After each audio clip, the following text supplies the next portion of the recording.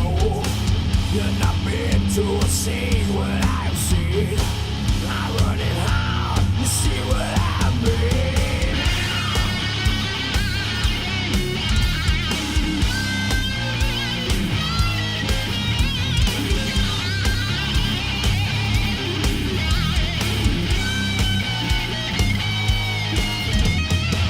I found a way, I found truth, I found no lie. I went to hell, I come back with strength in my head. Think I believe your little book of hate and lies. Why don't you open your goddamn eyes? Preach to the power of the air. Follow lies without a care. I'll hear the sound of punishment. A thief that tempt the wicked one. You know who I am, Lord of the Damned.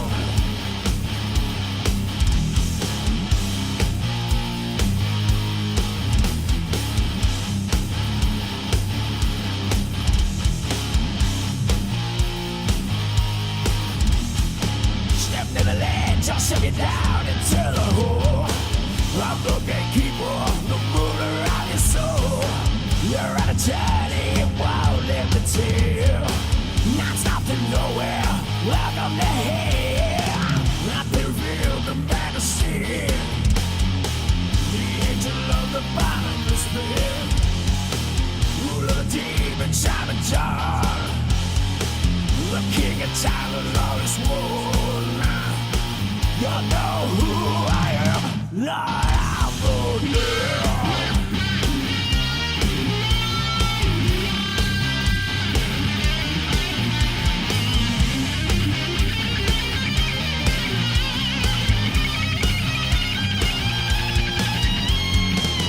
King of time, the lawless one, ruler of demon, Simon John, prince of the power of the air. Father of lies without a care. You know who I am, Lord of the Damned.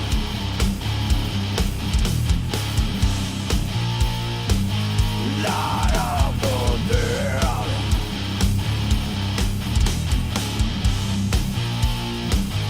Lord of the Damned.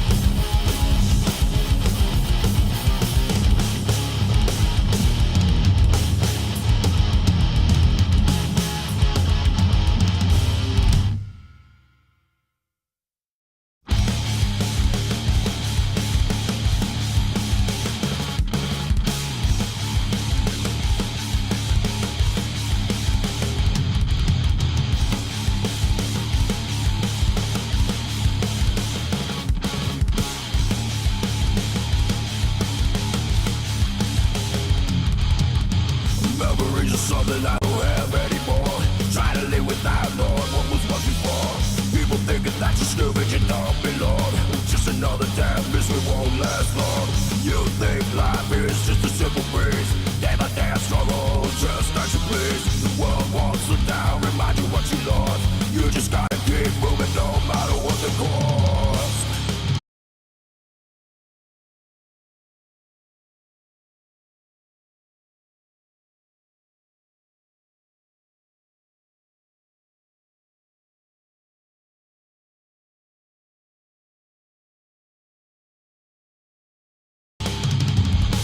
No one seems to care unless it's them who die.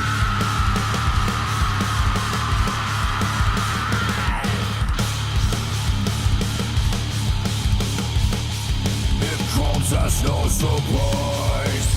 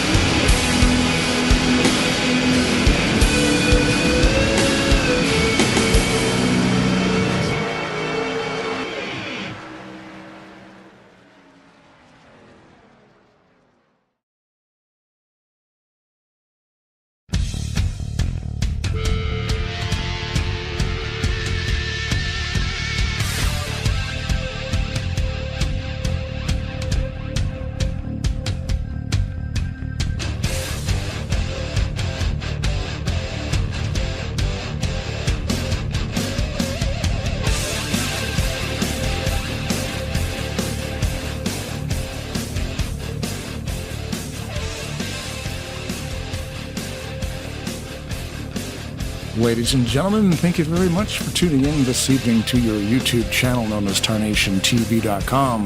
The evening today is August 3rd, 2025, and we are at All-Star Racing League. So ASR, the Sunday Night Superspeedway series created by Brian Wolf. Tonight's the night we head into race number 6 of 8. We're getting near the end of this deal, and it's just a points collection. Whoever has the most points at the end of the race number 8 will win this thing. So this evening I'm going solo on the broadcast tonight, no co-host, so we'll see how we can do. But Brian Wolf, I got him right now. He's down on the track. Dude, what's it looking like out there today? You guys got another good stack of drivers coming out tonight, and we're almost at the end of season 1. Right, yeah. Race number 6 tonight could be very pivotal for a lot of these guys. I'm looking at the top 6 in points, top 6, 7, maybe possibly 8 guys that could very well take over the points lead tonight. It's getting down to, each one of these guys knows now what they have to do to try to win that championship. Just like myself, I know what I got to do, sitting on top by 13 points only. I know what I have to do, and that's just stay in the front from here on out. And that is extremely difficult to do, especially with the hitters we got here tonight. And that have been in this series. Thank you guys so much for being here, Blaine, for being here. I'm going to let you take it away here in just a minute. I'm trying to give and get some direction here for these guys all at the same time, because I'm actually down near my pit box talking to you. I'll be talking to you from the car tonight. Yep, from the car tonight. But yeah, man, tight on points. A couple of drivers have missed one race, and I'll talk about it later on, but we've got some big movement with a couple of guys not being able to make just one single race can cost you a bunch of positions. And with the points coming out of every race, with them being so tight, you really need to show up and be consistent. So, yeah, I mean, you're here, you get the start, and you just got to go out there and hit your marks. That's exactly right. And, luck has really got a lot to do with it. If you can avoid the wrecks and stay out of trouble and not lose any engines or any parts, and I kind of hate to do this to him, but just like last night, I watched Rodney Sullins lose 2 engines in 2 races time. And now, that's got to be very disappointing. So that's what can happen. But also, you can move from the back to the front here at any time. So I want to wish all these guys good luck. Yeah, man. So I'll let. Do you have to go down and do your thing? Are we stepping on any toes? Are you able to chat, or what's going on?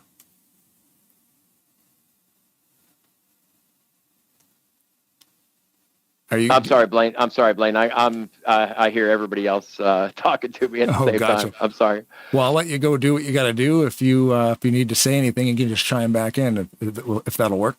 Oh yeah, absolutely. Yeah. We got about 12 minutes to go here till we qualify, and then there's a 5-minute happy hour. I might bust in on you and I don't know, mention a few things or whatever, but I'll definitely be talking to you after the race when we can get to this. These team speak controls. Perfect, man. Yeah, we'll let you do what you do, and then we'll talk to you in happy hour. All right, buddy. Have a good one. Thanks. Good luck. Brian Wolf, race administrator. And like we were talking before about the standings coming into race number 6. So after race number 5, Rodney Sullins ended up leading the most laps in that race with 27. And I wanted to point out, too, about the points. You can see here they're scrolling up and down on the screen right now. From last week, we didn't have a Randy Waugh. So he was coming into last week's race number 5 and 4th in standings. And you can see from the standings here on the screen, Randy went from 4th down to 12th, just for missing one race. So that's going to be really hard for him now. From 4th, it would have been doable to come away with the championship, but I don't know. From 12th place, it's probably going to be pretty tough. I mean, there's 3 races left, or 6, 7, 8, 3 races left, and it can be done. So but it definitely missing one race really makes a difference. It's such a tight spread here that there's only a couple of points for each position coming out of these, because Brian has modified the way that the points are structured. So it keeps it very, very competitive, but you have to be very, very consistent coming in and out of here every time. So I'm going to lean on, because I'm running this thing solo tonight, I will be leaning on my friends, their music, Rise of Dissension. You were listening to them at the start in a little 15-minute countdown. So if I have to put some music on to kind of do some behind-the-scenes stuff, I will do that, just to keep from having too much dead air. And see here, last week's top three. Rodney, like I said before, had 27 laps led last week. Ended up winning the race, first place. Brian Rawson ended up taking second. And to finish out the podium, Chuck Taylor in third. The slowest pole and the fastest pole has not changed. Those are the top and bottom, and you can see how close they actually are. Which, what is that, like 4/100ths of a second separate slowest pole from fastest, or slowest qualifying speed from fastest qualifying speed, which is crazy.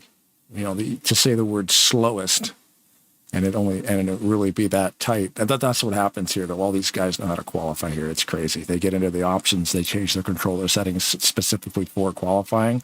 Qualifying settings, race settings, very, very different. So it's neat to see what these guys do. I've never really messed too much with qualifying. When I race, I don't worry too much about my qualifying position. I go out there and run the best lap I can. I don't change anything in the options.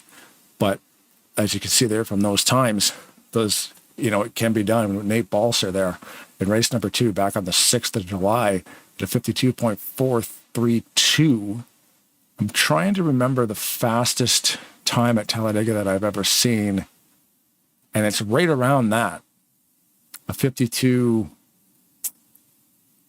You think I would have wrote it down, but it's right around there. Like it's pretty wild when you hit like the perfect lap, And each league will run a little bit of a different setup, so that'll play into it too. But it's always cool to see what these guys can come up with.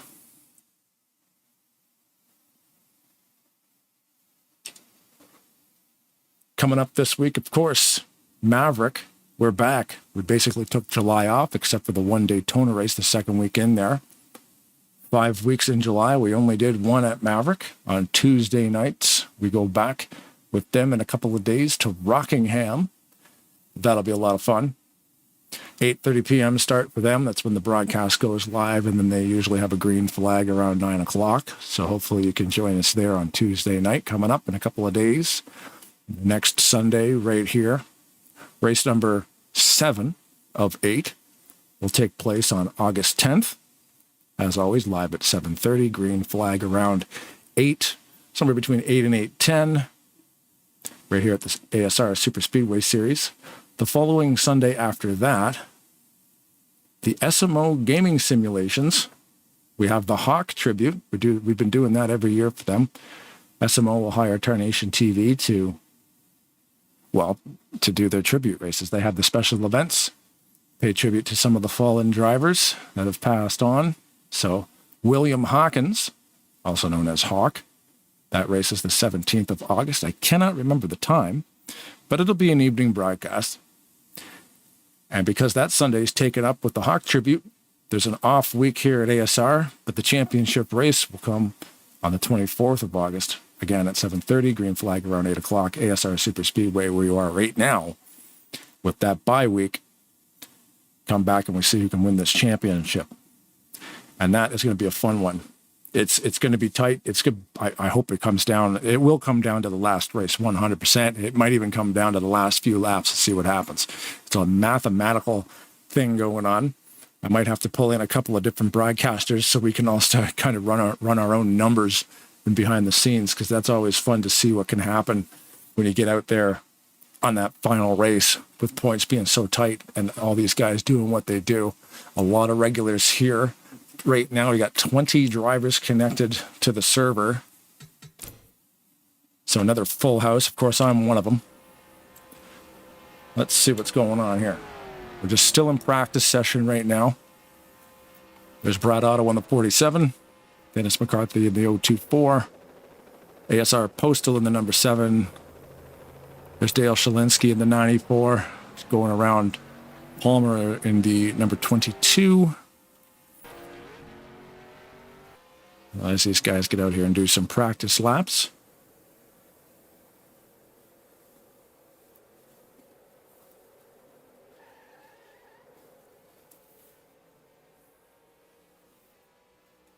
We've got about 5 minutes left in practice. So you know something?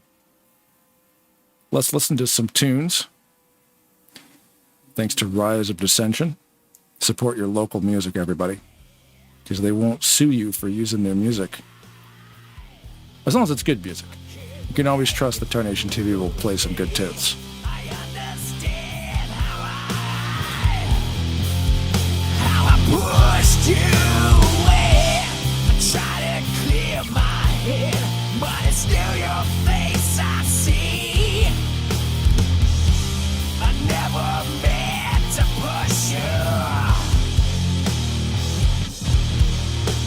away from me. Away from me. Away from me. I just can't imagine living one more day without you. And I lied when I said I'd try everything in my power to. I can't forget your smile, no matter how hard I try. And every day that passes just makes me wanna die. I understand how I might have pushed you away, and it seems that I can't make it through the day. I can't block the pain, and I need you to believe I never meant to push you away from me. Away from me. Away from me.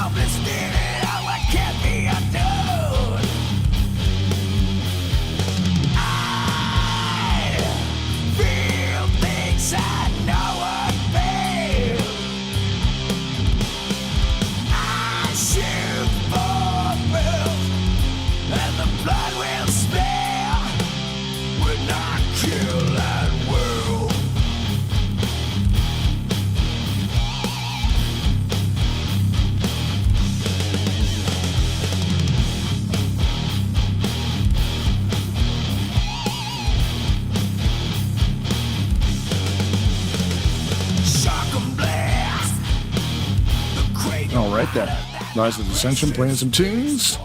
Yeah, that's right. Coming at you here on a Sunday evening, Tarnation TV and Tarnation Radio, apparently. But yeah, when it's some stuff needs to be done behind the scenes, and take you for a little spinorama on the track there, set my cameras up, do some other things, take some notes, talk to some guys in behind the scenes with microphones off. But we are getting into the end of practice right now. We will be headed into qualifying. We'll get this thing going green after the happy hour. We will be talking again to Brian Wolf in happy hour.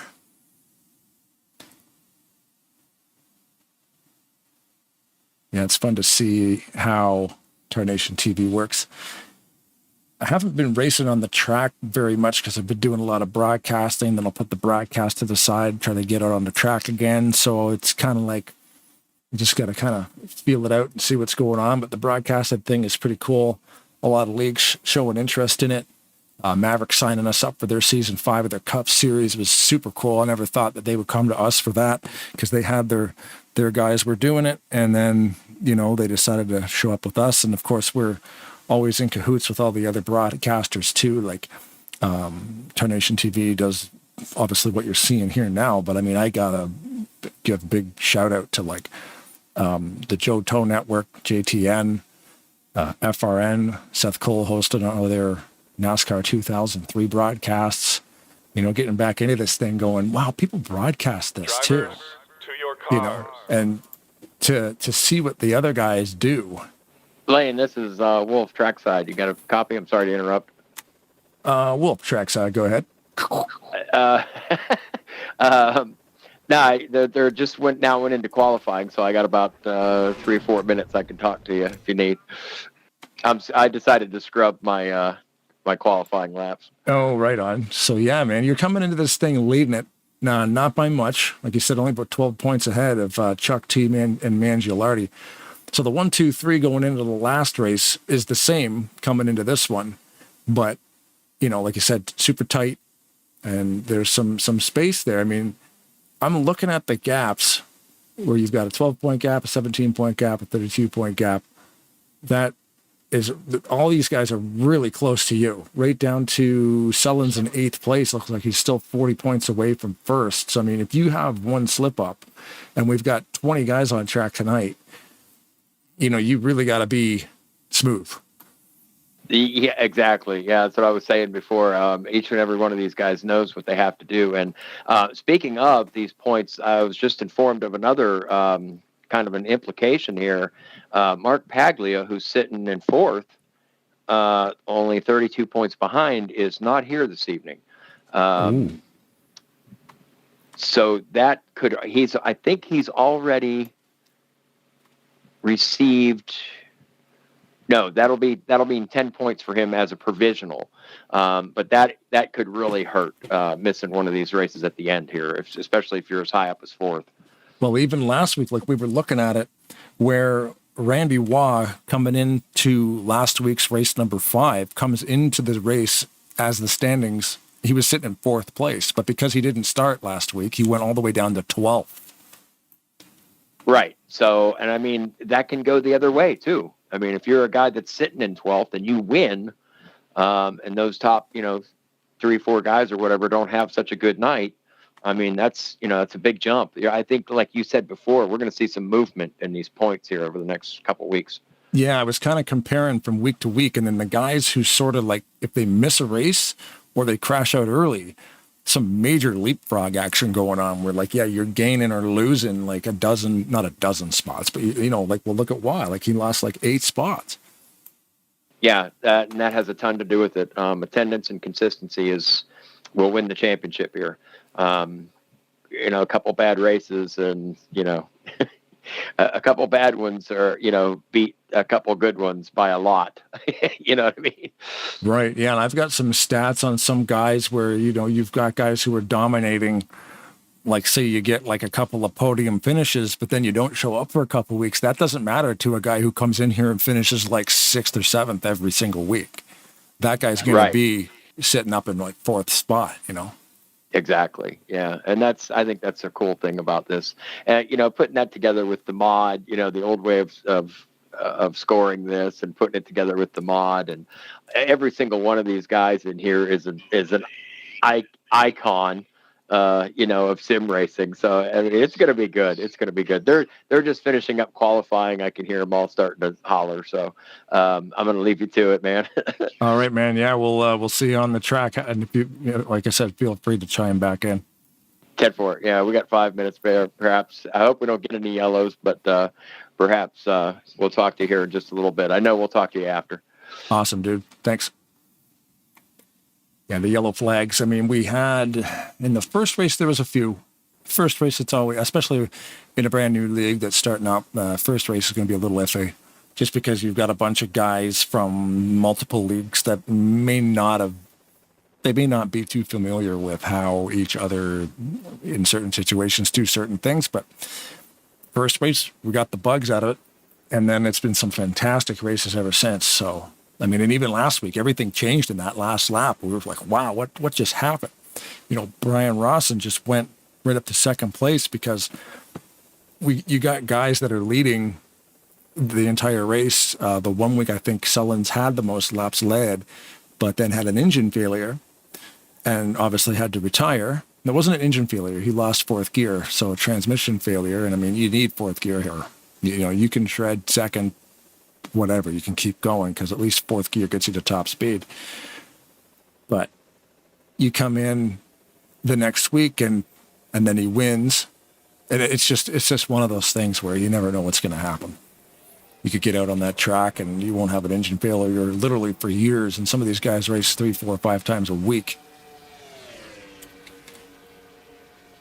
So let's see what we got on track here. We can get fancy because that's how we do what we do. Take a look at some of these cars. There's Adam Simonic. Of course, you can't see him because that's in the way, and so is that. So, you may also notice I'm using a different sound pack. I was chatting with Rodney Sullins, and he got a sound pack from Josh Vitalik over there at Rolling Thunder Gaming. And I'm like, yeah, I'll give that a shot. Why not? Cockpit sounds really cool. I mean, out here on a Superspeedway, you can't really hear much changing in the engine. We'll see if he pits.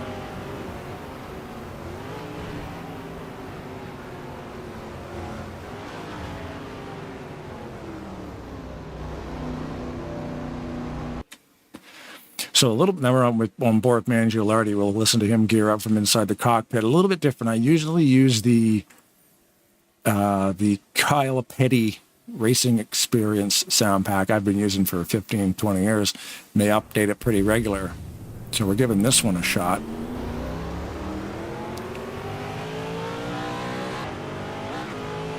It's called TMR, I think.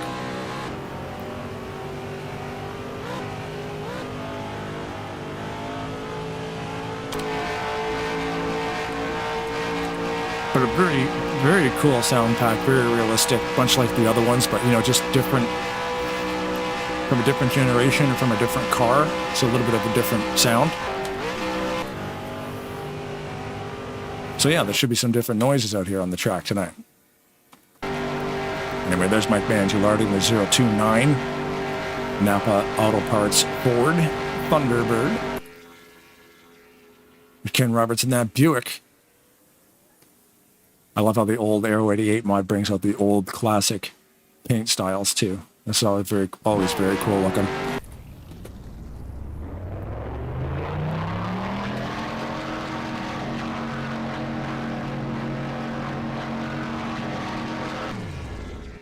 There's Rodney Sullins in the 38. Black Rifle Coffee.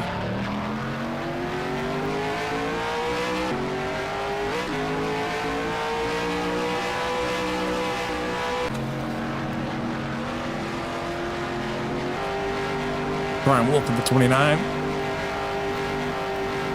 Ed Finley in the 80. ASR Post in the number 7 out here on the track practicing. Greg Palmer in the 22. Brad Otto in the 47.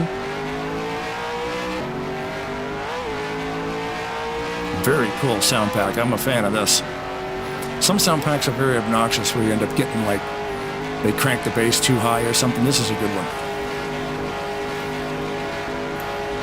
So as we near the end of happy hour here, we will be going green. 66 laps on the clock.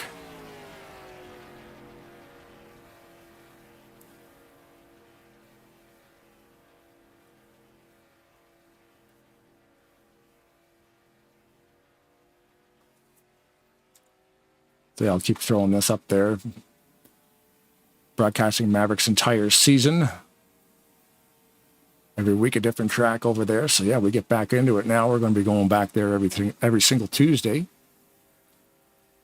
Rockingham will be a lot of fun. Stay tuned for the links because I do not believe Ben has sent me a file yet for the logo for that race. Ben Snyder will actually customize every single race, so every race will have its own logo, have its own sponsor. The sponsor will be built into that logo, all that kind of stuff. So stay tuned to the Tarnation TV channel for updated links for all this stuff. I need to get a Hawkins tribute race YouTube link made as well. Start advertising all this stuff as the Tarnation TV train moves forward. Happy hour coming to an end in about 30 seconds here. We will head out onto the pace lap. Sorry, the parade lap. And go green here tonight. If anybody's interested in racing an ASR Superspeedway series, they are on RLM Arena. Brian Wolf is in charge of this series on Sunday. ASR runs multiple series through the week. So if you're not into the super speedways, definitely get into some of their other stuff. They run some open setup series. They do all kinds of different stuff at ASR.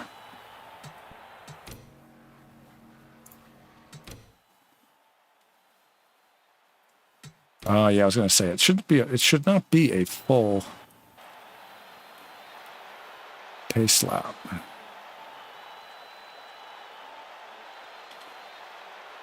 Drivers,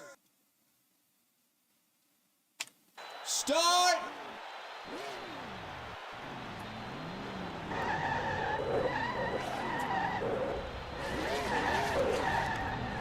All right, where'd everybody go? There we are. I can hear the noises, but I can't see the cars. All right, here we go. Let's do a quick rundown here of who's where as we head to the green flag. Rodney Sullins on the pole, right beside him. Ooh, of course. Game crashing. I don't know why it has to do that to me. Why it has to do that to me on the parade lap. You don't need to do that to me on the parade lap, NASCAR 2003 season.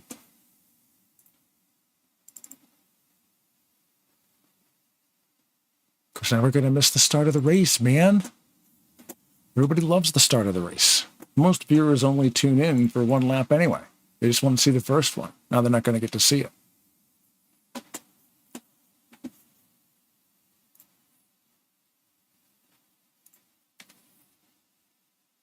This old simulator's always been good. Sometimes it just quits, and, we don't really know why. Good thing about an old video game, you can get it started back up and get right back into it.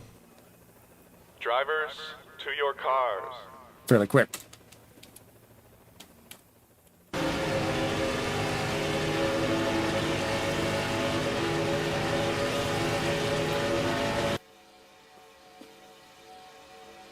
There we go.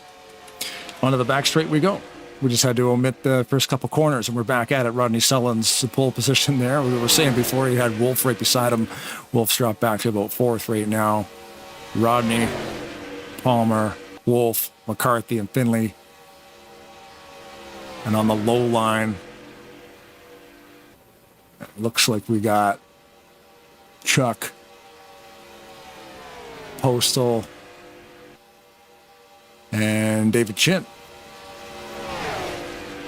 Which reminds me also, thank you very much, David Chin at Bryant Motorsports Auto Sales. for sponsoring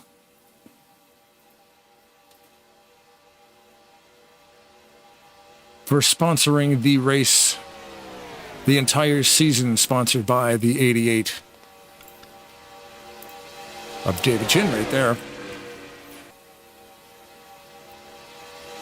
Top level guy at ASR, and they showed interest in the broadcasting services. So yeah, pleased to meet you, and an honor, of course, as always, to broadcast live racing for anybody, really. But it's always super cool when people show interest in an entire season, or a one-off race, or anything, really. Special charity events. Whatever you got in mind, we can work with you. TarnationTV.com.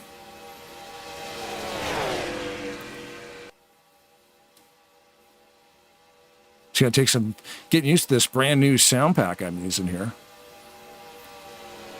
So the front four, McCarthy, Mangialardi, Palmer, and Sullins, got her linked up and they're going for it. Finley's in there too.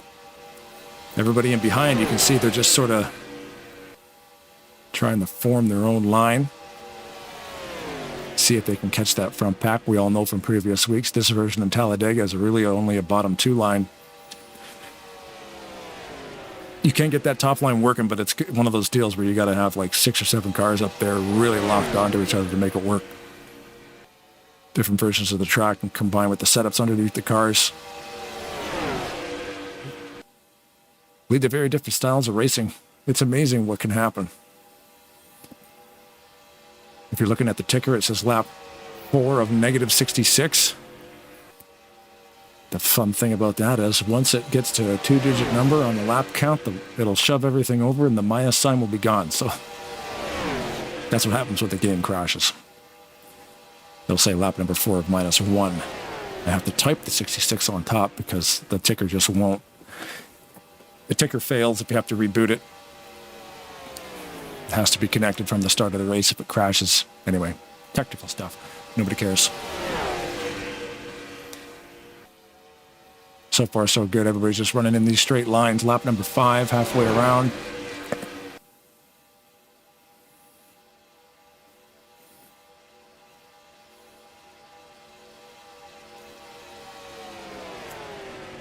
Interesting stat here that I found. Between the 029 of Mike Mangialardi and the 38 of Rodney Sullins, Mike Mangialardi is 3rd overall in season points. He's only led 6 laps. Rodney Sullins is 8th overall in season points, but he's led 74. Now, Rodney has missed 1 race and has not been as consistent.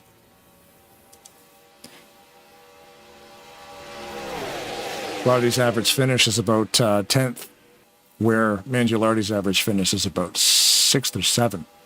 So we were talking about that consistency before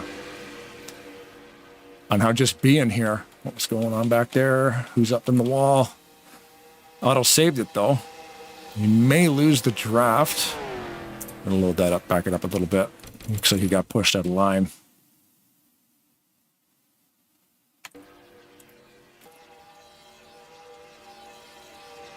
Yeah, out of one in the top groove right there behind Postal and Chin. And he just got moved out. Didn't look like any contact. It looks like he just kind of slid out of line enough to realize he kind of had to let those guys go. Could have tried to jam it back in there, but might have caused a stack up. Now live again. Looks like he may lose the draft. There's Dale Shalinsky going into the inside of Adam Simonik. John Godfrey back there right behind Brian Wolf.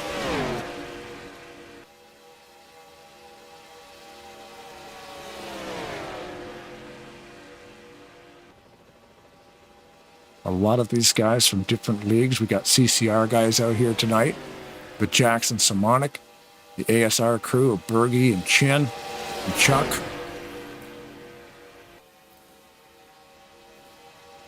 All big fans of the Superspeedway racing. So I said the first couple of races here You could tell they were just sort of feeling out the track, feeling out the different driving styles. But after that, we got into some really, really good races. So I'm sure we'll be in for another good one tonight. You just saw there that number 6 of Brian Rawson slide up in front of the 55 of Ken Roberts. We say it every week. Roberts is a good guy to have behind you. He'll push you as long as you can hold the line. Finley slides up to the outside, too. They're trying to get this outside line working.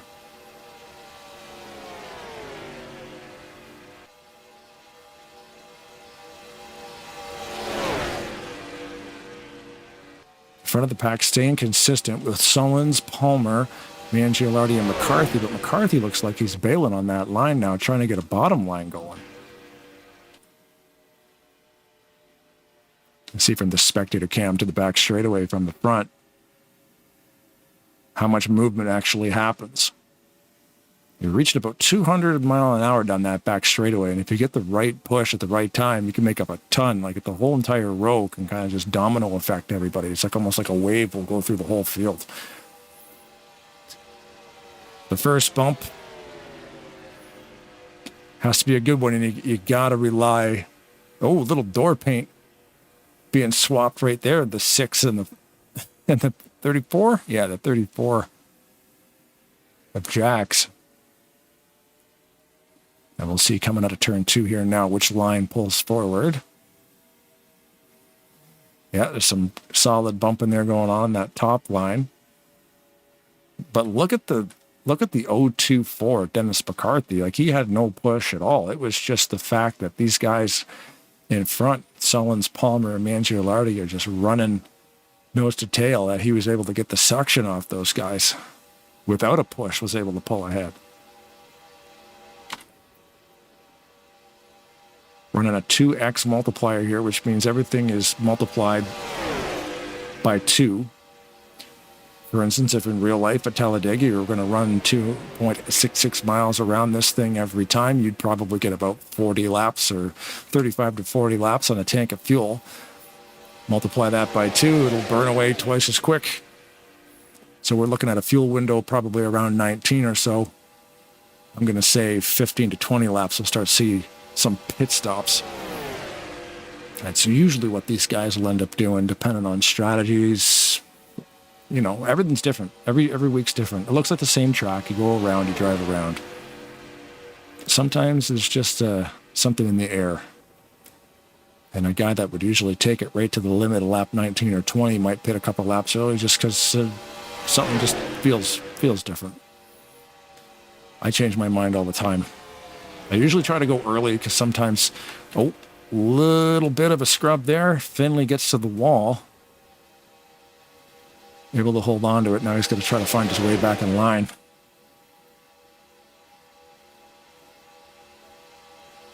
He's able to get some help from John Godfrey there, let him back in. That was brilliant, Blaine.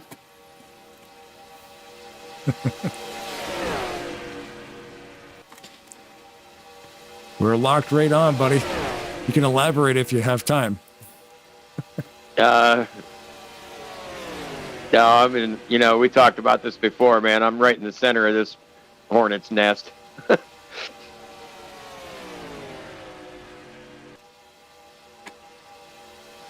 Yeah, you better just concentrate on driving, man. But this has been some great racing so far. What's your fuel window looking like? About 19 laps? Yeah, something like that. We got about 8 to go. Roger 7. that. Live in-car radio with the 29 of Brian Wolf. I got him on a whisper key. He's the only one on the truck tonight that I can actually talk with. Usually how TeamSpeak works is the co-host is able to run the game in a window and be able to control TeamSpeak. I can't control TeamSpeak because I only have one computer. So the goal is to get a second machine where I could actually do some more stuff like that.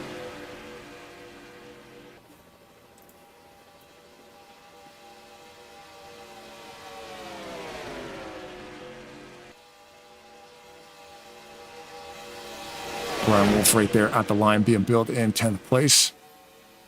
Blaine, did you guys get a chance to see the new pace car? I installed it, but it's still an FSB car. I don't know what I did wrong. I don't know. They told me just to dump it in and overwrite what was there.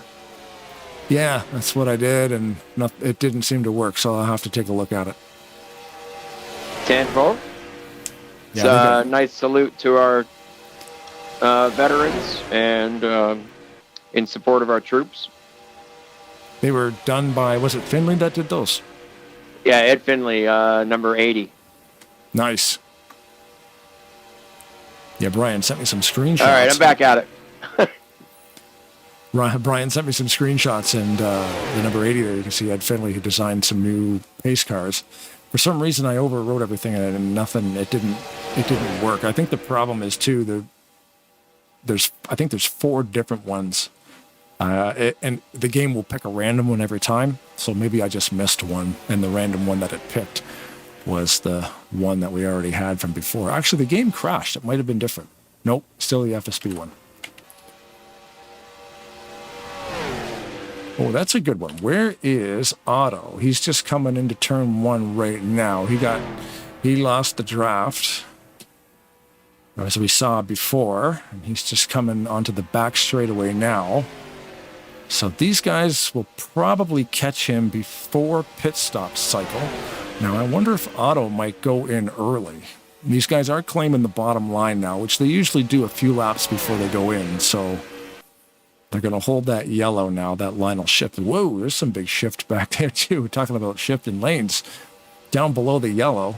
Now, you can run down there. There would be a penalty if you were able to advance your position and you didn't give it back. Oh, Jax got shoved out of line. He was able to hold on to it, too. Holy moly, yeah. Try to save that going 200. Let's back that up and right on board with Jax to watch that from the cockpit.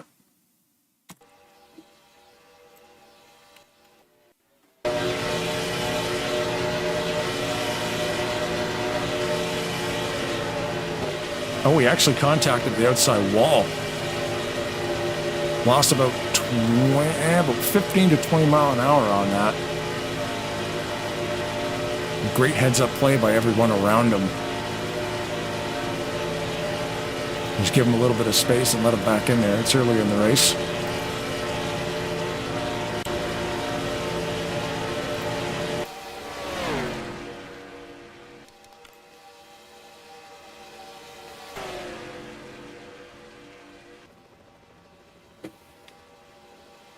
You can see Brian Rawson, the Budweiser car, followed by the Mountain Dew car 55 there of Roberts on the outside line. It's an okay spot to be if you know that the 2 or 3 cars on your inside are also going to pit at the same time. You don't really need to worry about being on the low line.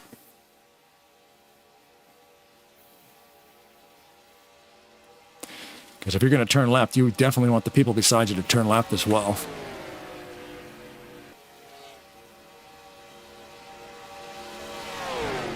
Probably won't have any takers.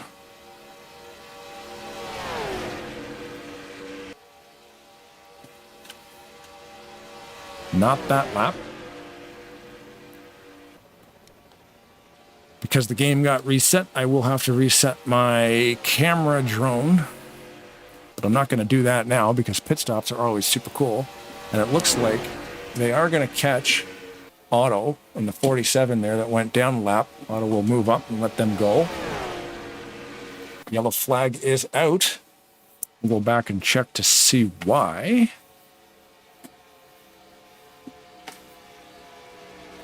Otto wasn't going that slow for a yellow to come out. Now, at the pointy yellow, Otto, it looks like they're going to let him stay on the lead lap. I was just going to say he may go a lap down at the point of yellow, but well, you know what? We can actually go back and see that. Well, when the yellow actually came out.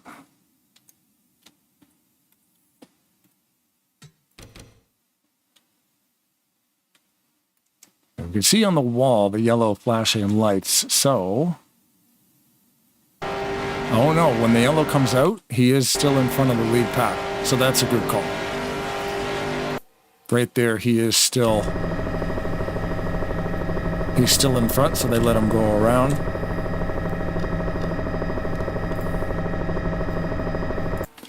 So I wonder now, everybody will definitely be pitting now. This is lap number 20. There shouldn't be any issues with people running out of fuel. I would think if anybody was going to run out of fuel, it would be Rod, because he's been the one up front breaking all the air. If it's lap 21, it would be a different story. I'm pretty sure everybody right here will be able to make it.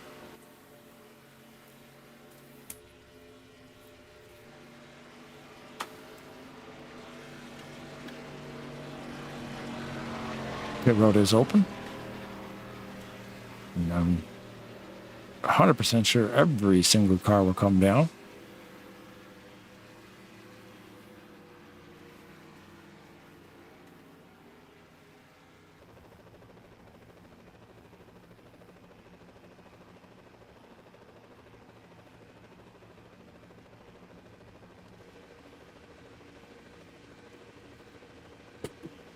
So the race-off pit road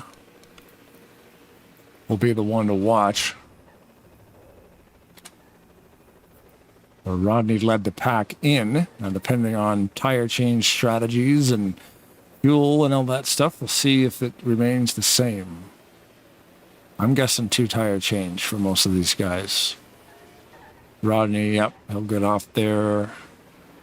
Palmer will make it out before Mangialardi. That's pretty close with McCarthy and Chuck.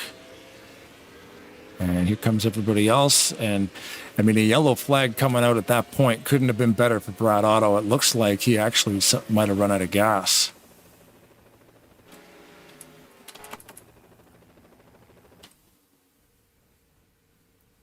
Otto was able to push Jax into his pit stop. That was pretty cool. So let's check this out. So it looks like Jax probably ran out. Blaine, sorry to interrupt. There was more calamity between the 25 or 29 and 55. You might see. We might meet on the playground after. Yeah, I'm just checking a replay here. It looked like the 34 ran out of fuel on pit road.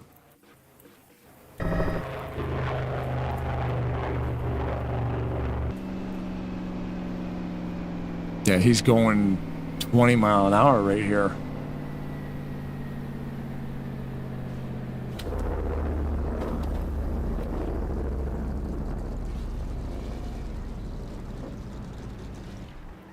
That's a pretty cool move by Otto. He's going to bring it in at 50, going a little bit slower than normal, and you can see Jax is probably calling for backup.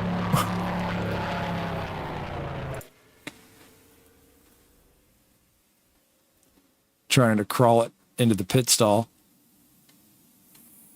And he's back out on the track rolling.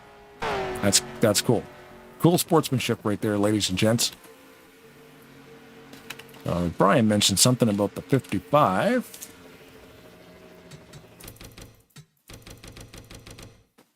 Let's do some rewinding here.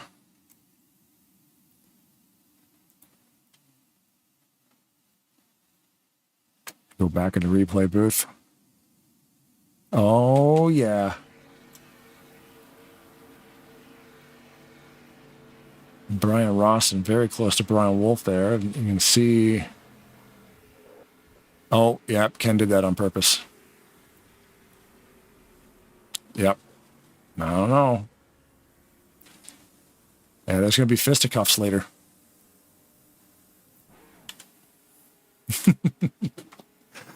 That's the great thing about this sim. You know, you get into iRacing and you get online and you start doing some racing, and all the cars, when you get on a pit road, are actually like invisible. Like, they're not invisible, but they just don't have any contact points. So you can, like ghost cars, you can drive through everybody. There's no collisions, is what I'm saying. You'll never have a collision on pit road. I'm sure if you run a racing league in iRacing, you could turn that on. It's probably just a check mark, you know, to allow collisions at all times. But it's weird. You know, this thing came out in 2003, and you're always in control of the car no matter what. And everything is physically there all the time as well. Sure, on pit road, it's not very fun when you get spun around on a weird pit stop or you're trying to get to your pit box and then somebody's coming out 2 boxes behind. It doesn't give you enough room. You get spun around on pit road, but that would happen on an actual track. In a public server on iRacing, I've never raced in a league in iRacing. I'm sure that you can actually turn collisions on. At least I hope you can. If anybody knows that, throw it in the chat. I had played iRacing a while ago, but only in public. And on a public server, they always have no collisions on pit road. Is someone on fire back there? Jax is on fire. So it looks like this pit stop will probably be the final one for the 034, unfortunately. Because when it's throwing smoke, there's no way that's going to keep running. So what happened here? In replay. Let's speed it up a bit here and see where we see a smoke cloud. And see if we can see why. Like, I don't know. It's under yellow. I can't see. You can miss a shift and blow a motor. Right there it starts. But I can't see missing a shift under yellow being, it's not like extreme RPM. Inside the cockpit will be the best spot to do this.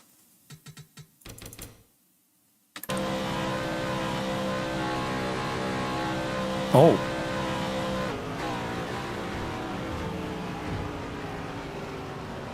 It looks like he had it tapped right out at 9,000. Statistics right now are reporting that he actually had an engine valve. So definite engine failure when there's smoke coming out from under the hood. Unfortunate for Jax. I wonder maybe he lost a gear. When you try to shift to that gear, it pops the motor.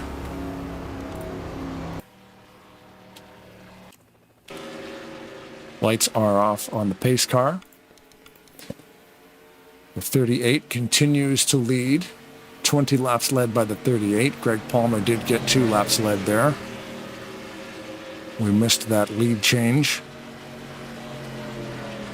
Row number 2 of Mike Mangialardi and Dennis McCarthy. Row number 3 of Chuck Taylor and John Godfrey. Brian Rawson and Ed Finley in row number 4.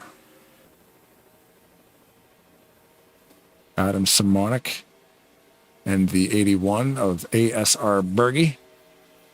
Back there in row 5. Brian Wolf and Shalinsky. Followed by Otto and Roberts. David Chin, Postal, and unfortunately Jax is the first car to retire this evening with an engine failure. Great start by Rodney Sellens. As we get up to speed, you'll probably see him move up. There it is right there. He's going to want that middle lane. Being down on the yellow line will be the shortest way around this track. However, washes up a little bit coming out of the corners. So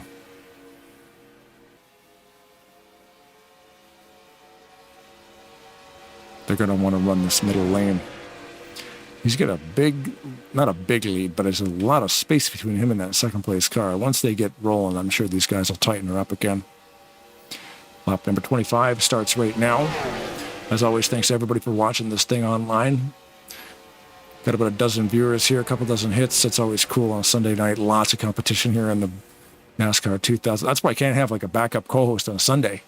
If Rod's busy racing at the real track, and then I reach out to 2 or 3 other guys, and there is nobody available because they're either broadcasting other places or they're racing in other places. Everybody's always busy on a Sunday. Super hard to find a co-host as a backup on a Sunday in the summer months because Rod Weston is the full-time co-host here at Tarnation TV. However, in the summertime, his real race team hits the track every Sunday, or most Sundays anyway.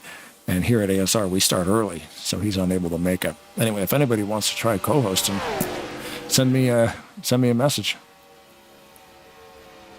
We'll put you in the co-host seat as long as you get a microphone that works.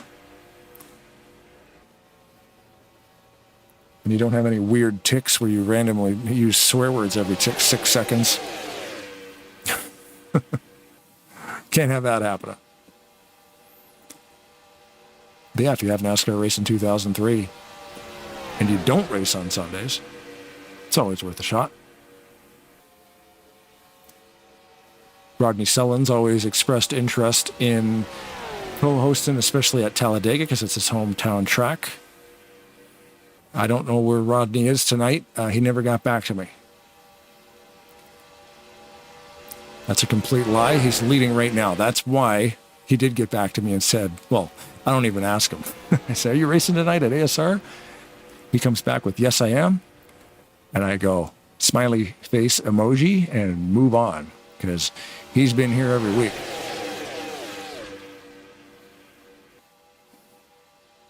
Dominating again this race. Like I said, that graphic that I put up before, he's led 74 laps coming into this race. He's about to lead 25. Whoa, big hit back there. 29 shoots off the track. We got green lights all the way around. Big hit, though. We're going to have to rewind that. Green flag stays up in the air as Mangialardi and Brian Wolf, the two number 29s. There can be only one. That's probably what happened. The 29s are like, I can be the only 29. Okay, we're going 3 wide here. Now, who hit the wall? Somebody hit the wall real hard. Oh, the 55. Brian Wolf just tags Mangialardi. You know what? That actually might be a cool cockpit view from the 29.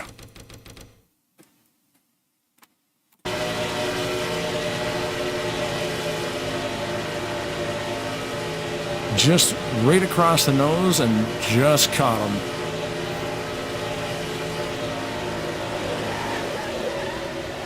He slammed on the brakes, but just a half second too late.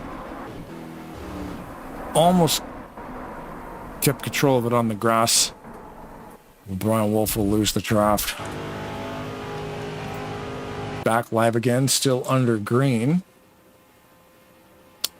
So that will affect the cool statistic I had right here. There's only 2 of the 28 drivers in the series so far have completed every single lap, which is all 877 miles. In the first 5 races, it's Brian Wolf and Chuck Taylor. As of right now, Brian Wolf's name might need to be removed from this list. However, the race is far from over. Brian can find his way back to the lead lap. His name will remain on this list.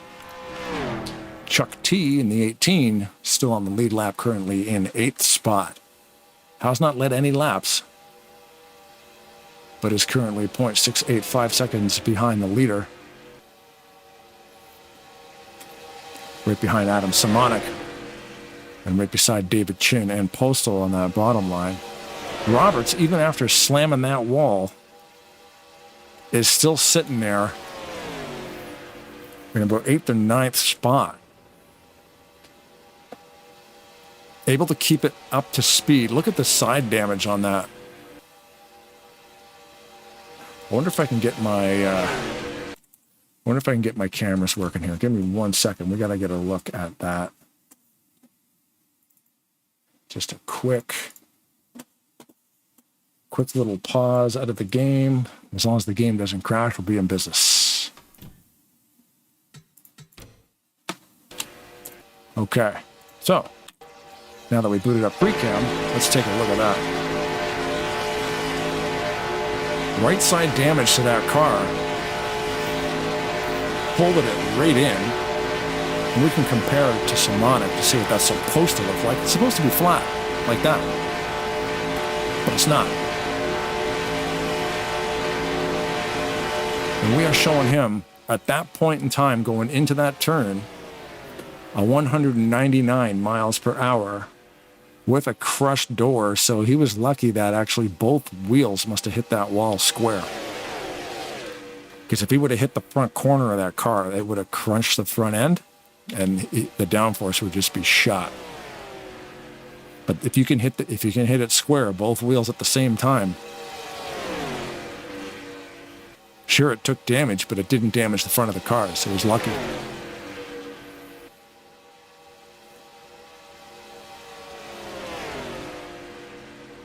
So we should be seeing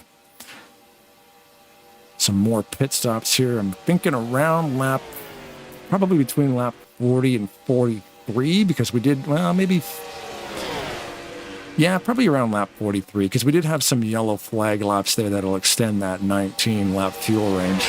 So probably in the mid 40s, we'll see how, we'll see what happens. Sullins definitely full throttle the whole time, not really able to conserve much fuel.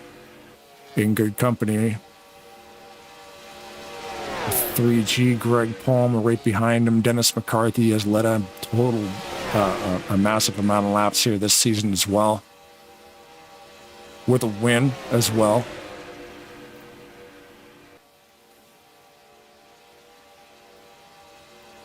That bottom line's formed up. Middle lane has been there. Coming up on some lap traffic, that will be Brian Wolf, currently on the lead lap still, but about to go a lap down. He's just going to pull off to the left. And no major damage to the 29. The problem is he's a sitting duck, because you're by yourself out here, you're only really able to run about 180, 182 laps, or 180, 182 miles per hour by yourself. In the draft, these guys right now, I'm clocking Sullins about 196.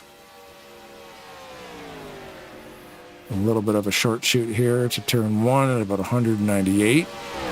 So you're talking 15 to 20 mile an hour faster when you're in the draft. More lap traffic coming up. Mangialardi. Again, thank you very much for watching this evening. Sandra Sullins in the chat. Just probably Alton, if I recall the name of Rodney's father. And thanks for watching, Sullins family. Robert Breedlove out there too on the YouTube channel. Why aren't you out here, Robert? You know why? Because the 931 is probably in the shop getting a fresh paint job. But the guy that'd be painting it is leading this race right now, so he's waiting for a paint job that probably never got done. That's how Rodney will keep the competition away from the track. If somebody asks him to paint something, he just won't paint it for a week. You can't come out here with a blank car. That would be fun, though. Ask Rodney to paint you a blank rusted car with a number taped on the side of it. And I'm sure he'd come up with something. We're going to go around here, start at the back. Brian Wolf and Mike Mangialardi have gotten together, the 29 and the 029. 16th and 15th spot right there. There's Brad Otto on the lead lap. Right behind David Shalinsky, or Dale Shalinsky, sorry, and Berge. Chuck T in the 18. Adam Simonik there, as well as David Chin, right behind ASR Postal. Ken Roberts and Brian Rawson. Dennis McCarthy, John Godfrey there on the low line. I haven't really talked much about John. John's responsible for a lot of texturing on some of these tracks, so I would believe if Season 1 here on Sundays at the ASR Superspeedway Series is a success, and it seems to be when you're averaging 20 drivers every week, it's definitely a success for a game that came out in 2003. I would imagine that Brian Wolf and the crew at ASR might contact John to maybe put some branding on this track. ASR logos. Just a hunch. I'm thinking John might be getting a call because this league seems to be taking off with this series on Sundays. In front of him, Ed Finley in third. Looking down there, reminding those guys in the 1-2 position, 38 to 22. We're still back here, boys.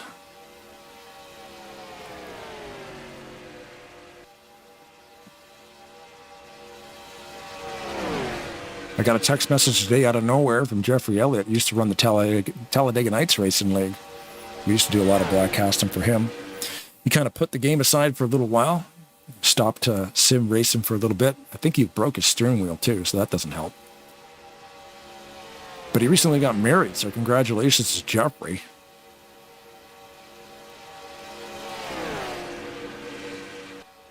He still does race a little bit. I think he races at Rolling Thunder Gaming on Thursdays, I believe. I've seen him out there. I've watched the FRM broadcast on Thursday nights there over at Rolling Thunder.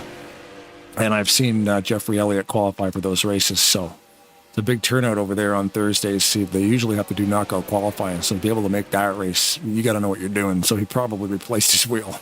I can't see him being able to pull that off with a mouse and keyboard. Greg Palmer and Rodney Sullins. I can't see these two fighting for position, at least not right now. You always want to win these races, but we're 40 laps into a 66-lap race. And these guys are very familiar with each other. They'll just hit their points and drive around and help each other out. They'll definitely both be pitting at the same time. The way these drivers communicate, we use software in behind the game when it's running. Oh, we've got some takers. Looks like Postal Chin and, under green flag, Chalinsky looked like he missed the pits. And Postal also got around. Now, that's a big deal when you're going in there under green flag conditions because you got to get the car from 200 miles an hour down to 55, which is pit road speed. And to make a mistake under green, that means this pack here is still moving at full speed. You do that under yellow, you're fine. Pace speed is 70 miles an hour, you can always catch up. Under green, not so much. A 200 mile an hour pack is just going to drive away from you. And here comes the rest of the pack. McCarthy locks him up, but he keeps hold of it.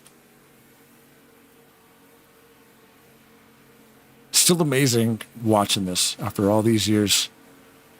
My favorite simulator, still in action. Being this busy on a Sunday night where you could jump into any one of about 36 leagues and race up to 20 to 40 people on a track at a time. And we can all still come to Talladega and do a 200 miles an hour down to 55 and all get on pit road without causing a complete pileup. Oh, Chalinsky getting caught there. There's a group coming out, a little bit of a bottleneck at the front, and we made it. We'll take a ride to 29. You know what? Let's do a crank it up. I'll shut the mics off and we'll do that thing.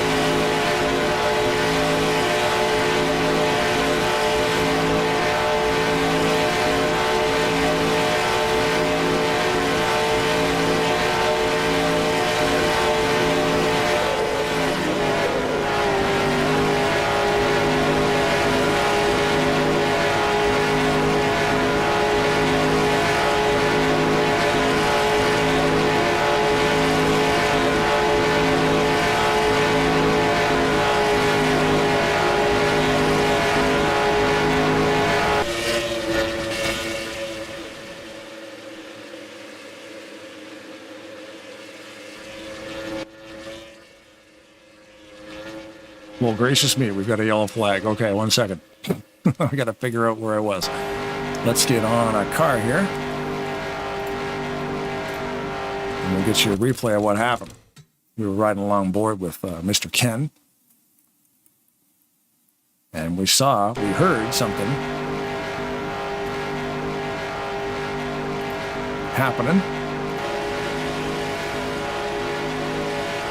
Oh, okay, yellow's already out right there. So we'll have to back that up. Because it was Finley, I think? Yeah, it was Finley.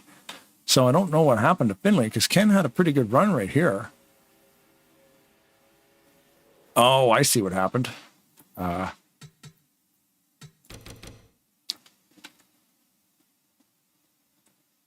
can see there, Finley throws thumbtacks out the back window, and Ken had to dodge them. Ken didn't like the fact that Ed threw thumbtacks out the window, so then Ken purposely spins him around. That's a total lie. That's just an accident. You can't do that. The simulator, not a James Bond movie. You don't just have random oil slick come out of the back of your car. Yeah, it's just the 55 had a wicked run on him. He went low, and it looked like enough room, but sometimes with internet latency, you just get that, you think you got that inch, and it maybe turns into a quarter inch, and that sends you around. Speaking of getting sent around, this is what it looks like to get sent around to Talladega, 195 mile an hour. Bad hit on the front end of that car.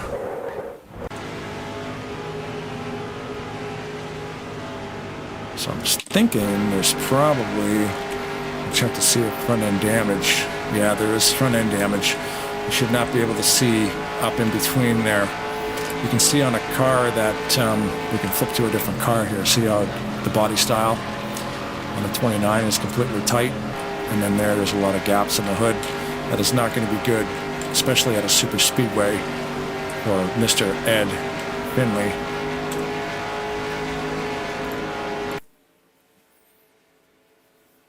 So now, yeah, pit stops will take place now. We will be able to make it all the way to the end without having to pit again. Fuel and tires and all that good stuff.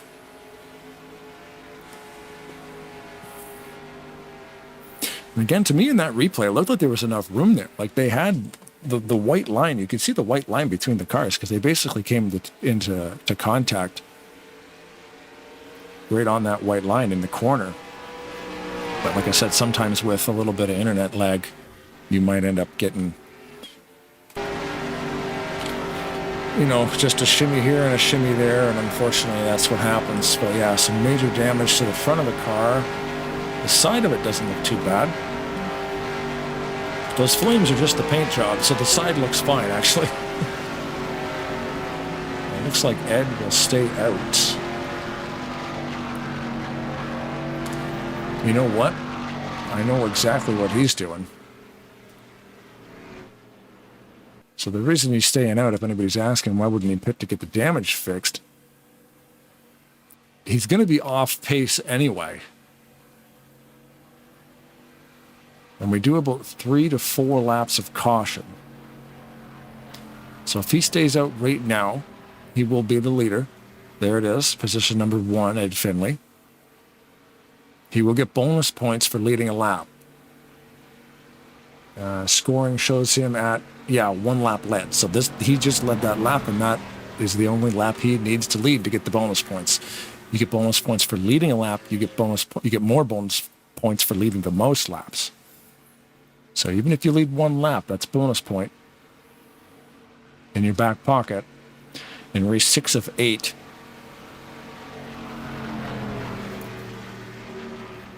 And after taking a hit like that to the front of the car, he's probably not going to be able to keep up.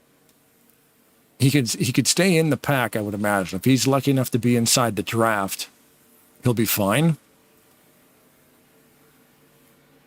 But realizing he might not be able to lead the race, you know what? Take that gamble, stay out, get that bonus points. Come in now, fix that damage. You'll be with the main pack. As long as he's in the draft, he'll be able to hold speed. The other cars around him will help him stay at speed.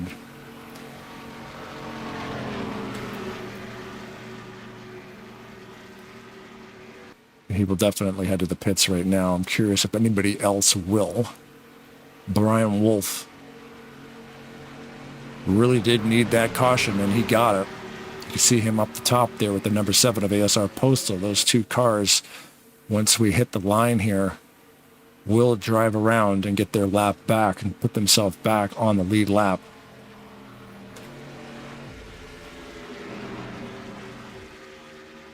The racing is so good here, you might only get a couple of caution flags in a race. So, I mean, what's your strategy, right? Do you rely on yellows coming out? You could. But after the first, half dozen races here, you can't. Because maybe there's not going to be 5 or 6 cautions. Maybe there's only going to be like 2 or 3. This is the second one of the night. We're 50 laps into a 66-lap race, so you probably won't see another one. So good gamble by Finley to stay out, get the bonus points, go into the pits, get the damage fixed, get back with the main pack, restart this thing. Still has a chance to win it, right? Crazy things have happened. You might not be able to lead the pack, but you never know what's going to happen. He gets the right push at the right time, you're unstoppable. As we see the 28 and the 7 go around. Pace car lights are off. I'm coming down the back straightaway here, getting ready to go green at the start of lap 51. Being led by Rodney Sullins, Black Rifle Papa Company. To his outside, 22 of Greg Palmer. The Boudreaux's butt-paced rocket Chevy. Brian Rawson on row 2 with John Godfrey. Chuck Taylor on row 3 with Brad Otto. Dennis McCarthy on row 4 with Adam Simonik. Berge with Shalinski on row number 5. Row number 6, Mike Mangialardi and Ken Roberts. David Chin back there with Ed Finley. Brian Wolf and Postal have completed their wave around lap there. They get their lap back with those 2 lucky dogs. This league does 2 lucky dogs. As we get ready to go green here, pace car is off. Pace car also had a free coupon for the hot dog stand in the infield, but that's none of my business. Rodney Sullins takes the green. Lap 51 has begun, and away we go. Expect Sullins to slide up in front of Greg Palmer. I have a feeling like you wonder if Rodney's getting a really good start, or because Palmer is on that higher line beside him, if they're just leaning back, because you're going to want to obviously let him slide up, take control of that middle lane. But Rawson and Chuck T in the 18 took advantage of that. Godfrey and Palmer fall back to 4th and 5th. So if they were trying to lean back and leave room for Sullins, they left way too much room for everybody else because they just let 2 more cars get into that mix. And we've got about 15 laps to go before this thing wraps up. So let's see what they can do, see if they can get back. Because for the majority of this race, that yellow 22 has been pushing that Black Rifle 38. And keep in mind, too, Postal and Wolf got their laps back, so they are back on the lead lap again. So Brian's Wolf, like, did Brian get a pet wolf? Brian Wolf's name will remain on that list of, so far, being able to complete every single lap in the season, along with Chuck, who we're focused on now in position 3. Can't expect anybody will be hitting the pits again. Like I said, a full tank of gas and some yellow flags will definitely take these guys 20 laps at least, and there's not 20 laps left. It's been a fantastic race as always. 2 yellow flags with a total of 8 laps under yellow this evening. So far, the fastest lap this evening, CCR Adam Simonic has a 47.821 second lap, which calculates out to be 200 miles an hour, 200.053 miles per hour to be precise. And that is an average speed from the start-finish line all the way around 2.66 miles back to it again. So to average 200 miles plus, because the cars do slow down a little bit in the turns. That's pretty amazing. I've seen some times up around 202, so it's wild. This is a fast track, especially if you get in the right line and get the right pushes at the right times.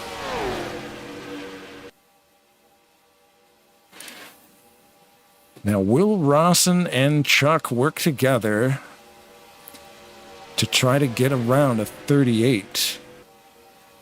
Mind you, there's still 12 laps to go. That something like that won't happen now. Because if they were to do something now, if they were able to get by the 38 now,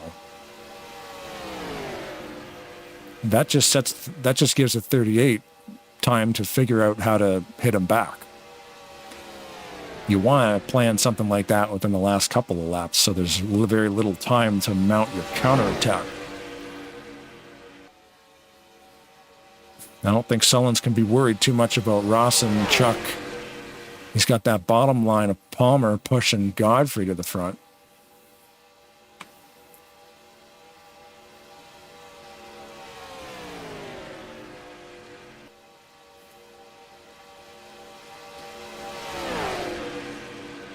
Good point by Mr. Sullins in the YouTube chat there to stay up there, number 38 and first, because most wrecks at Talladega start in the second on back. That's what's going to happen. First place guy will just drive away from all that smoke. There's Palmer to the bottom, trying to get underneath Chuck without any help, really, as Chuck goes with him.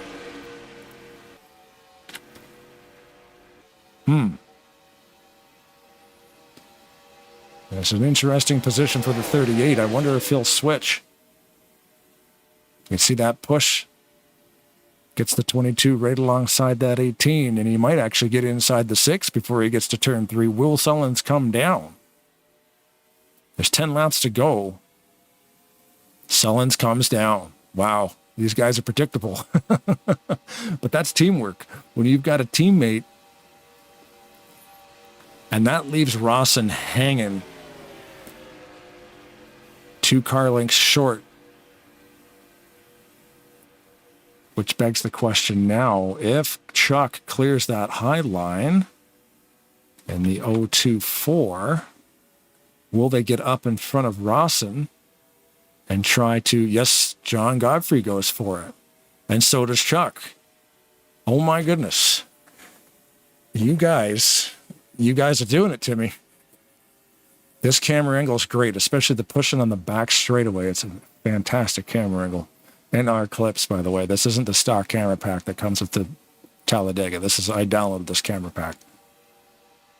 And I use it all the time. Why? Because it's fantastic. McCarthy to the lead. And McCarthy is in the lane that has been the preferred lane of the 38 and the 22 all night long. And it's forcing the 38 and the 22 to stay down on that bottom line, which they are not a big fan of. There's the pushes. You can see how tight these guys are together. Right here, we're averaging about 198 miles an hour down the back straightaway.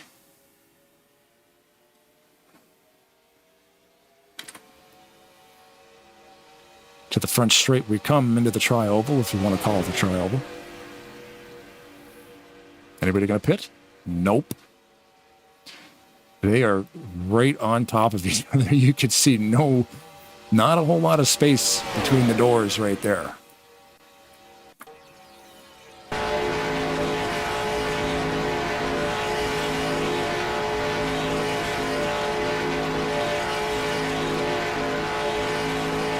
Oh, they're wrecking in the back. Otto gets up. Roof flaps hold him down. Do we have a yellow flag? Yes, we do. But we're within 10. So there is no yellow flag until they reach the start-finish line. So this is a race-back situation to lock in the field for this yellow. And we will go green before this thing ends. So looks like it's going to be the 38, the 22, and the 029. It'll be a top three going into this restart. All right. So we need to back this up and see what happened to Otto. Wow. Okay. So we had some pretty awesome stuff going on there.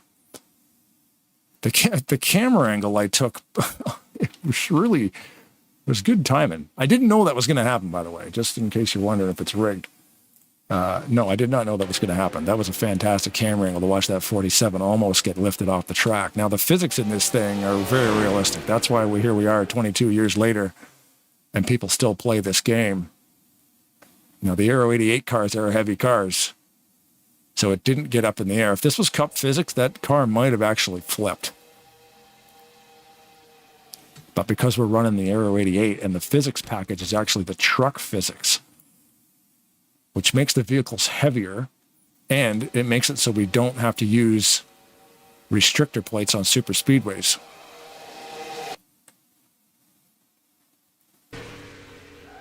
Oh, we can get some cool cool camera angles on that one. Yeah, nobody's going to go down the pit there. Even the 47's not going to go, and he's the one that got in the accident. It looks like Shalinsky's going. Finley's going to go. No, that's Berge. Sorry. They have similar paint jobs. Apologies. Okay. Interesting why the 47 didn't go. He was about 3 or 4 feet off the ground and came slamming back down. Oh, we're not in instant replay anymore. We are live.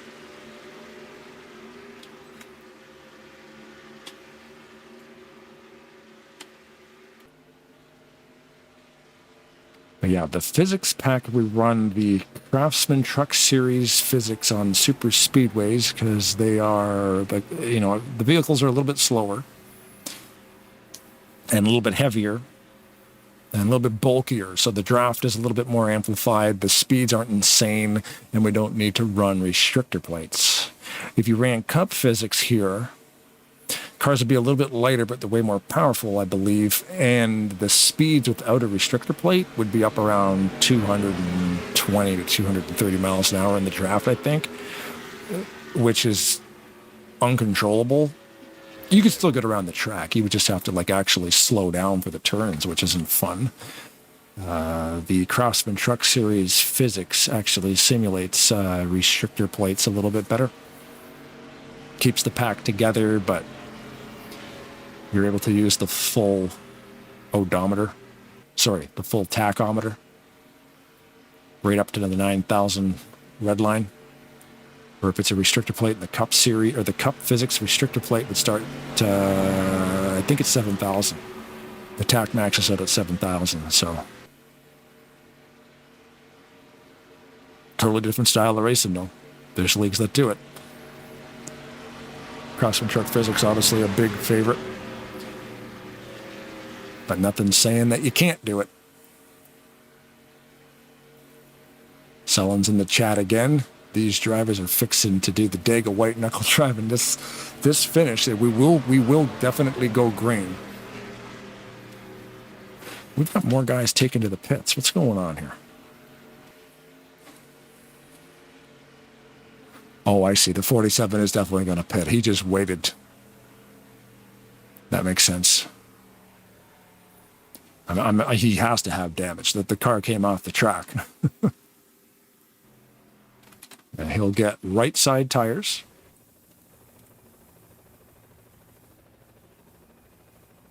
And he'll get left side tires. Mike Mangialardi in the foreground there, you can see. Might as well get full service. It's not going to hurt. Now, the only car a lap down right now is Mike Mangialardi in the 029. Otto is still on the lead lap. He did get his lap back after that last yellow. Ended up being the lucky dog. Rodney Sullins. This is the order we're running right now. I guess we could just go into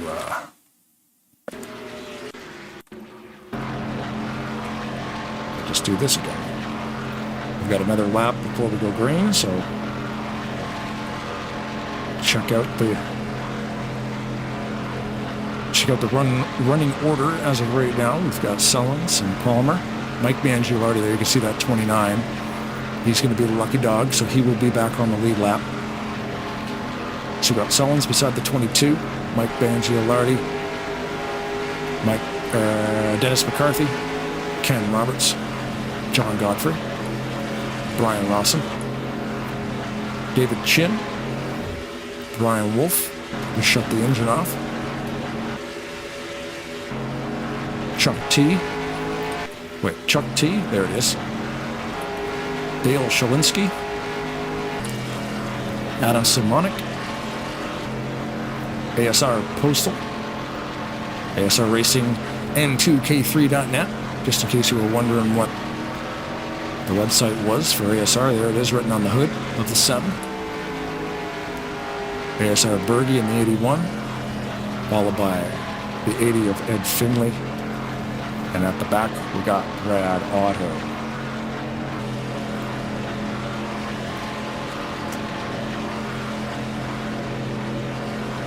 So Ronnie Sullins painted this car also.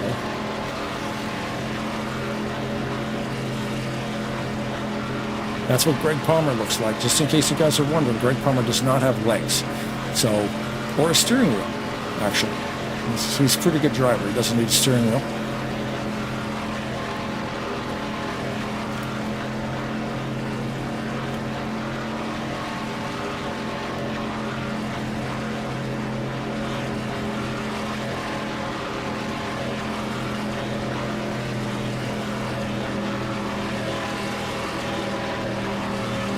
So we're going to have a couple of laps to go here. Lights are off on the pace car. This is going to be, like Mr. Sullins in the YouTube chat said, a nail biter, a white knuckle driver, a barn burner, however you want to put it. You've paid for the whole seat, but you only need the edge. Is that how they say it? Want to watch the whole field go by real quick? There they go. We'll do a crank it up until they get onto the back straightaway. So I'll shut the mics off. You guys take a subwoofer in your home theater system, and I suggest you turn it up as loud as you can get it. As we crank it up for about 60% of a lap.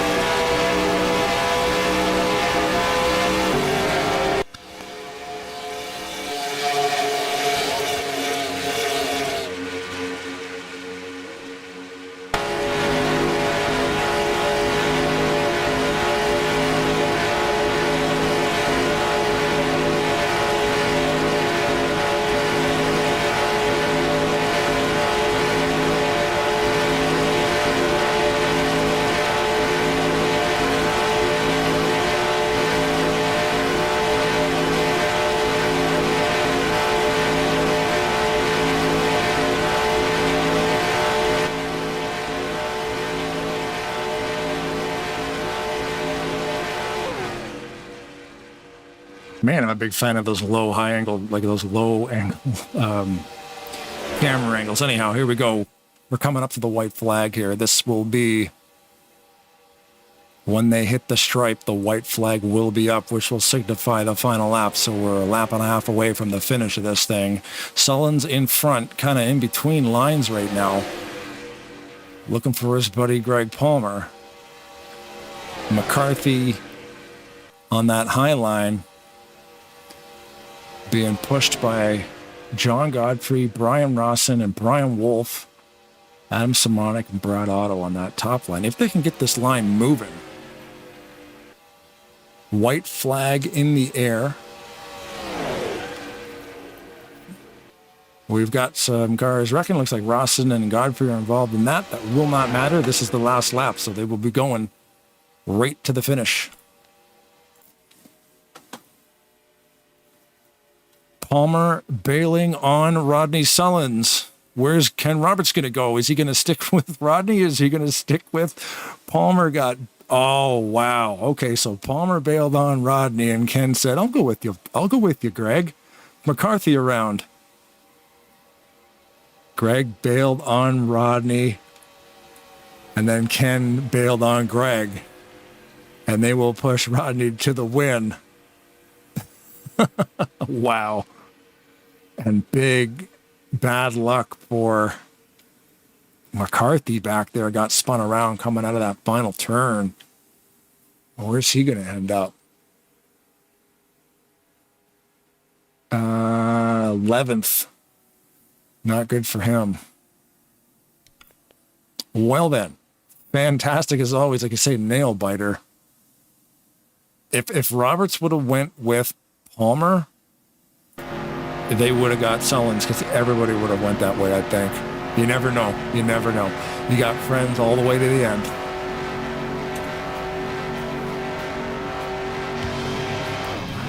Rodney Sullins, your winner.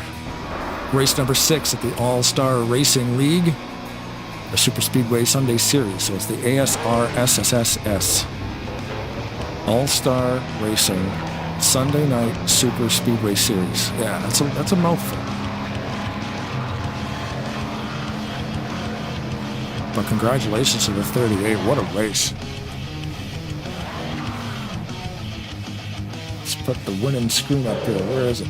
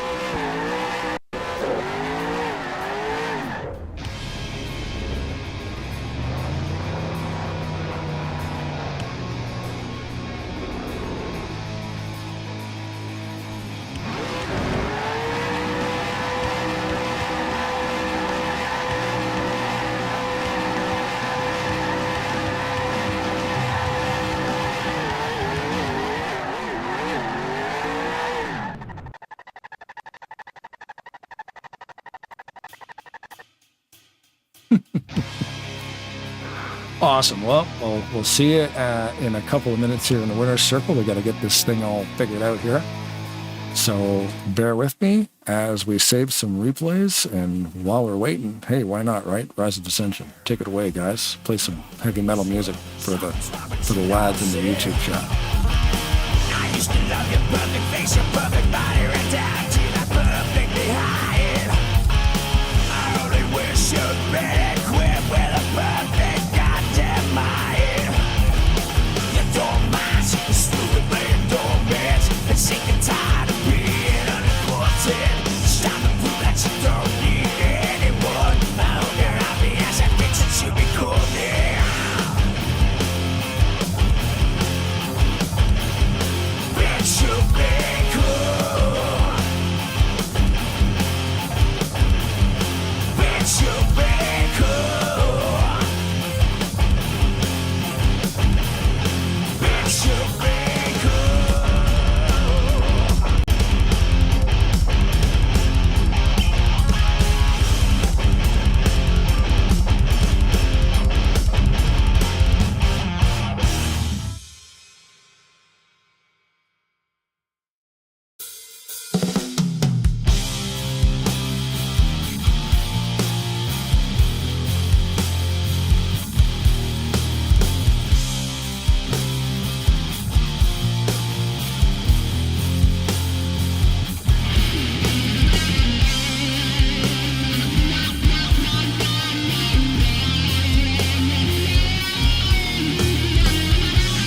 goodness gracious. Brian Wolf, what's happening, buddy? What a phenomenal race. A bunch of stuff happened there in the last couple laps.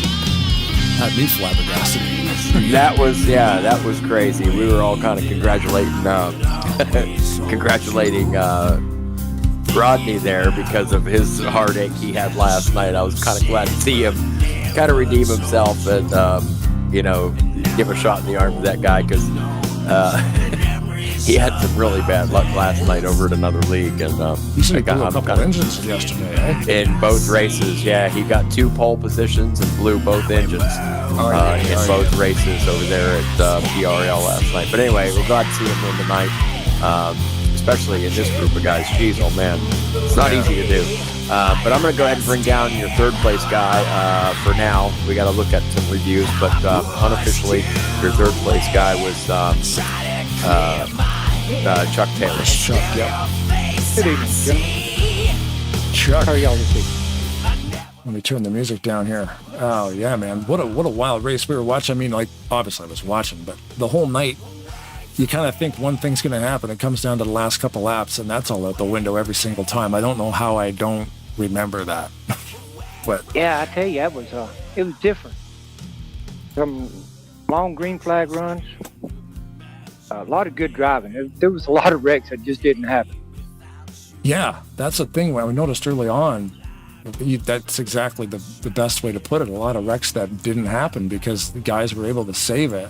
You're going 200 mile an hour, 198 mile an hour into a corner and they're slapping walls, but like everybody's able to just give space. Like it's great to see like the respect you guys have for each other on the track when something like that's happening. Just give some room, let off a little bit and keep her going. Yeah, we're kind of learning each other. A lot of us have never raced together before, so we're kind of learning each other, and it's working out pretty good. Races get a little bit better every week. Yeah, from the first couple being a little iffy, but then again, there's a lot of guys from a lot of different leagues learning each other's styles, and then after that, it's been pretty flawless, really.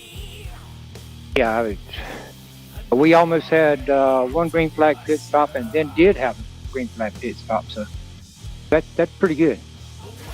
Yeah, and you're up there in points, too. I'm just pulling up the points from... Yeah, you, Brian, and Mangialardi have had the top 3 locked down the last couple of weeks, even coming into this one. And now there's a bunch of drivers that didn't make it in tonight. So, consistency's the key here. And with you and Brian having a little bit of bad luck today, you guys just made it even closer now. Because, yeah, you only had a 12-point gap on Brian coming into this. Yeah, I was 12 points behind him. Did he lead a lap tonight? Brian Wolf led did 0. not. No. And you led 2. Did. So. Yeah. So you got the bonus points for the That's laps 5 points. and got him beat by, what's that? Yeah, he came in 9th, so you got him beat by about 6 spots. So, Brian. Maybe, but we got to go back and there was an incident there at the last of the race in turn 1. That's we got to going go back to and be... review. Yeah, that's going to be unofficial, and I think with the situation that we are in here, I'm not going to review that one. Chuck and I are not going to review that one, simply because I am the points leader, and I don't want my vote to sway which way this call might go, Right. because there was an incident there at the end where Chuck finished 3rd, and if he would have to serve a post-race penalty, that would put him back behind me. So I'm not going to really get involved in that, but I mean, Chuck did a great job tonight. I mean, he's been real consistent, and that's what it takes to get this championship. Yeah, and it's just the more racing we do, the better we get at it. So, hats off to everybody, and hats off to you guys in the booth. Yeah, I ran a solo broadcast this evening, so hopefully we'll put on a good show for you. Sunday's so busy, and Rod Weston actually has a real-life race team that happens in the summertime on the Sunday nights. And then I go down the list of my 3 or 4 backups. They're all racing in other leagues. So Sundays it's tough to find a replacement, but I think I can do an okay job. Obviously, having more than one host is always best, but hopefully I did a good job for you guys. I tell you what, I'll go back and review it now. I'll critique you next week. There you go. That's also part of the post-race review is how does the broadcaster do when he's by himself? Yeah. I'll check it out. I got it up now. So.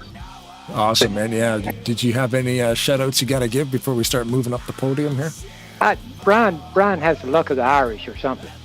Hey, he's a lap down, not a chance, and comes up, and the next thing I know, he's in front of me. I'm like, oh, crap. See, and I was looking at that stat because there's one stat that I thought was kind of neat. You and Brian are the only two drivers in this whole season that have actually finished all of the laps. Wow. And Brian went a lap down, and I'm like, oh, Chuck might be the only one left on that list, but then he got the lucky dog and got back on there. So you guys are the only two. Yeah, I was looking at that and saying, all right, this is my opportunity. Yeah. But oh well, we'll find out here in about an hour or so. Right. Got to take it to the committee, make it official. Yeah, but that's all right. It's if I get a penalty for it, I deserve it. So can't complain. All right, Chuck, man, thanks for being a part of this, and I'll see you in the review room in just a few minutes. I'm going to move you back up and pull second place, Ken, down. Thanks, Chuck. Have a good night. And there is Ken Roberts, our second place guy tonight. Ken Roberts, what's happening, man? Interesting final lap stuff. Interesting in the entire race. Watching, because you got you took a big wallop, dude. Like, we were looking at the side of your car all flattened in there, but I guess you hit the right side tires pretty square because it didn't affect your speed. Yeah, I mean, it held in the draft, and then once I got into the pits and they banged on it for a little bit, and it seemed okay, so just kept it running. And then, question for you here: Sullen's being pushed the entire night by Palmer. Palmer bails on him, and then you bail on Palmer. It was pretty interesting. That's the name of the game, man. It was pretty interesting to watch. I'm going, okay, is Palmer going to push this Sullen's car to the win? The answer was no. And then you had the option to just railroad Sullen's, and you decided to stick with the 38. Yeah, when I got behind him, I really couldn't go. I couldn't go up or down because Boudreaux was out there. But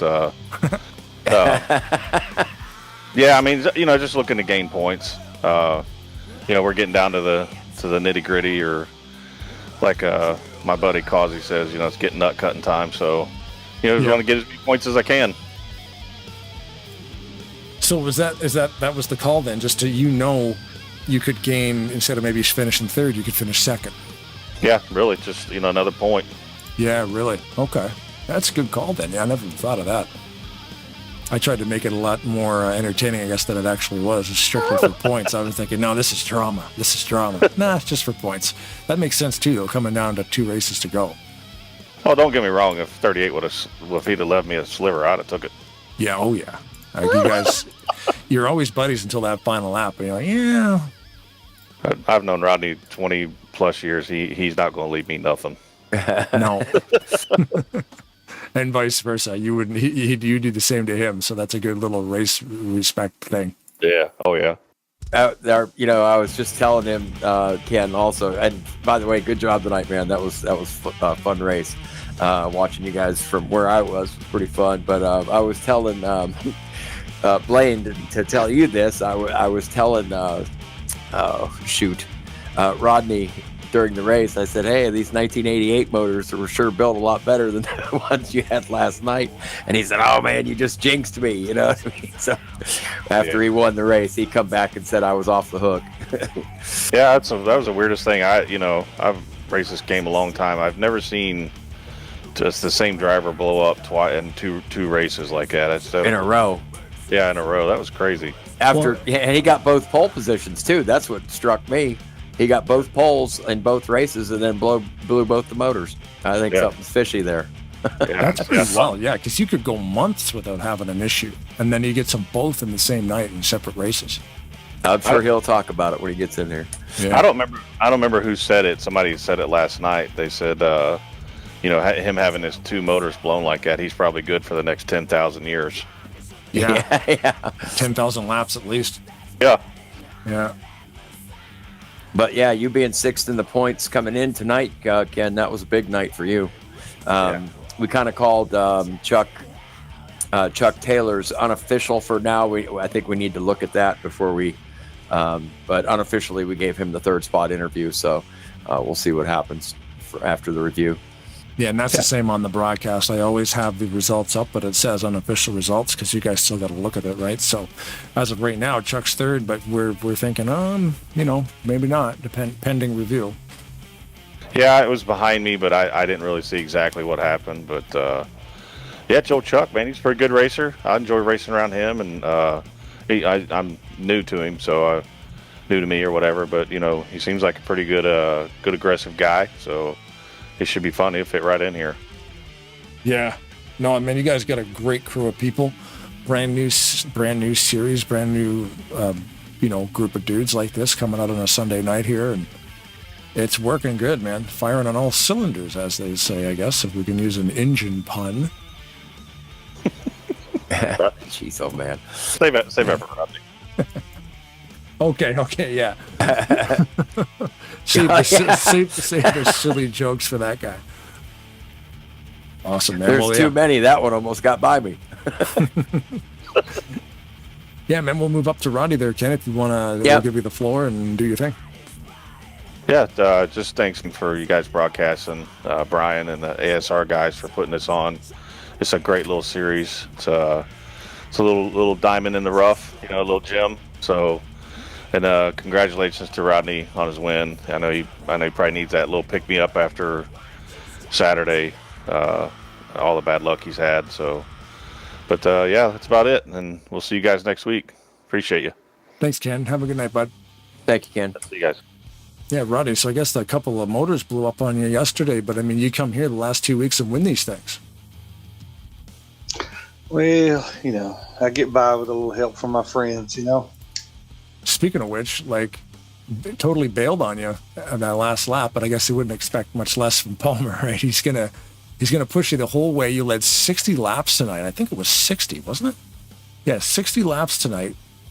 Dominated the thing, and then he bails on me. He bailed on you, but then you know what? Ken bailed on him and took the point away. Yeah. So yeah, me and Ken go way back. So when I seen what Greg was doing, I was going to get up there, but I had a feeling that Ken was going to come back down. So that's kind of why I made sure I could get back down. So it was fun. I didn't know if Ken actually was just going to dive all the way low and make it 3 wide and get both of us. But I was just mirror driving, having a good time. I heard him talking about, last night was awful. Took the pole in the first race, led I don't know how many laps out of the first 20 or so, and then just riding around, waiting for the end, running third, and then pop, engine drops. In the second race, one pole. I was leading the laps. I was the leader. Lap 3, I think, shelled another engine. So I was Wolf chimes in and says something about my engine lasting. I was like, dude, you just jinxed me. So I literally tonight had no expectation of winning until I crossed the line, because I'm like, this thing could literally blow up any second the way my luck's been going. Right, wouldn't that have been something having 3 of them? But yeah, at least it held on tonight. The engine, I have a feeling the engine crew got a talking to last night after that. Oh, you know it. Yeah. What I can't remember what I was just gonna say. The flawless pit stops, by the way, under green is always fun to watch you guys too, with the hot pitting and pulling that off. Yeah, had some pretty good pit stops tonight. That always helps when you're doing this. So that went well, because you try to push it, and sometimes you push it a little too far. I've had that at RTG a few weeks ago, having a great race, and then just took myself out of it. So I try to push it and hope I don't push it too far, because I've done my share of those, that's for sure. But yeah, tonight worked out pretty well. I was quite pleased with the pit stops. Yeah, man, it's a great race to watch. This crew here is a lot of fun to watch. I was saying to Chuck, like the respect you guys have for each other when if a guy gets a little squirrely or whatever, and then you're, like there was no wreck, because everybody's just able to kind of see the future a little bit and just give each other some space and keep this thing running.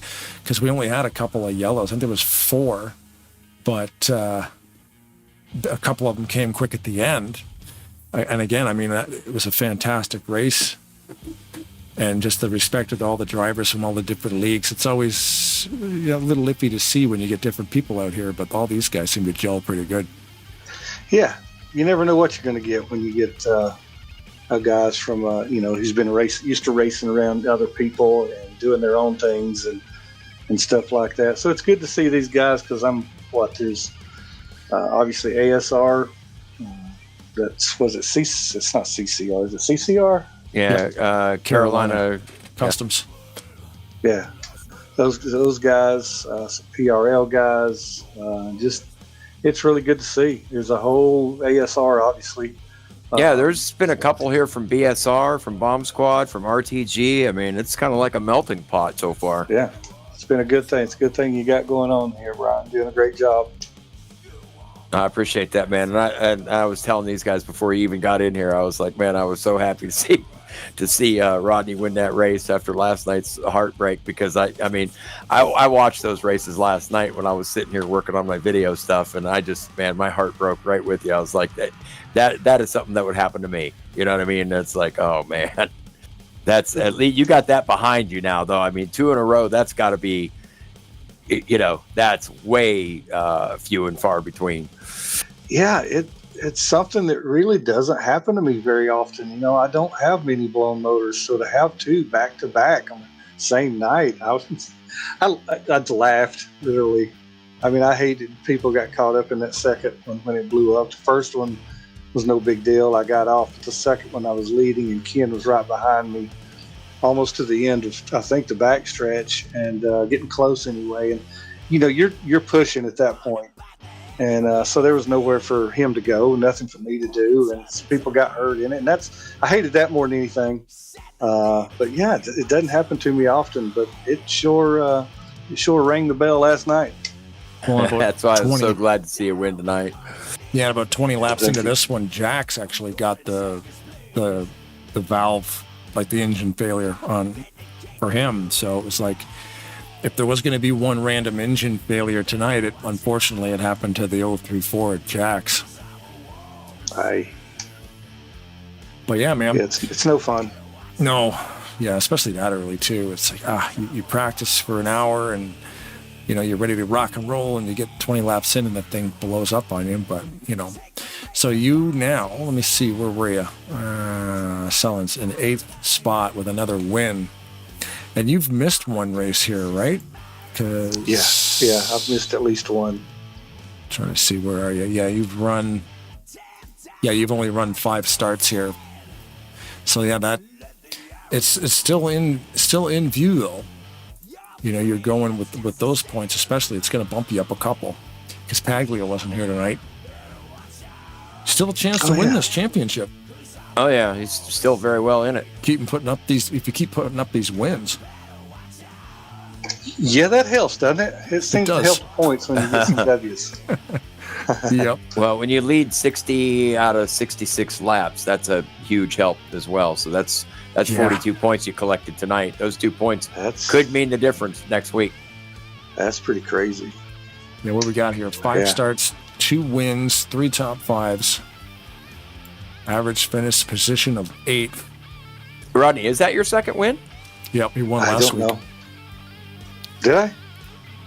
I did, didn't I? Yep. Okay. All right. Yeah, you led like 20. What was it? You led like 27 laps last week for the win. I may be by myself, but I do have my notes. How about that? How about that? I'm going to have to find some way to disqualify you for tonight. I didn't know you won 2 of these things until just now. He's been winning. He came in the last 2 weeks and won them both. So going for the hat trick next week. That's how you do it. I mean, if he's got 2 wins and he missed one, with Yes. a provisional being only 10 points. I mean, that's huge. That is huge. Yeah, I had forgot about last week. It's been such a crazy week that even the good A lot stuff of racing, yeah. even the good stuff has left my brain because I forgot all about that. Because even last week was the week that Kelly Causey did the old helicopter spin and landed on his wheels and drove away from it at 180 mile an hour. That's right. Oh, Yeah, yes. Kelly Causey had the clip of the week. That's right. Yeah, I forgot all about that. I should have did too. I should have put that in here, man. I forgot all about that.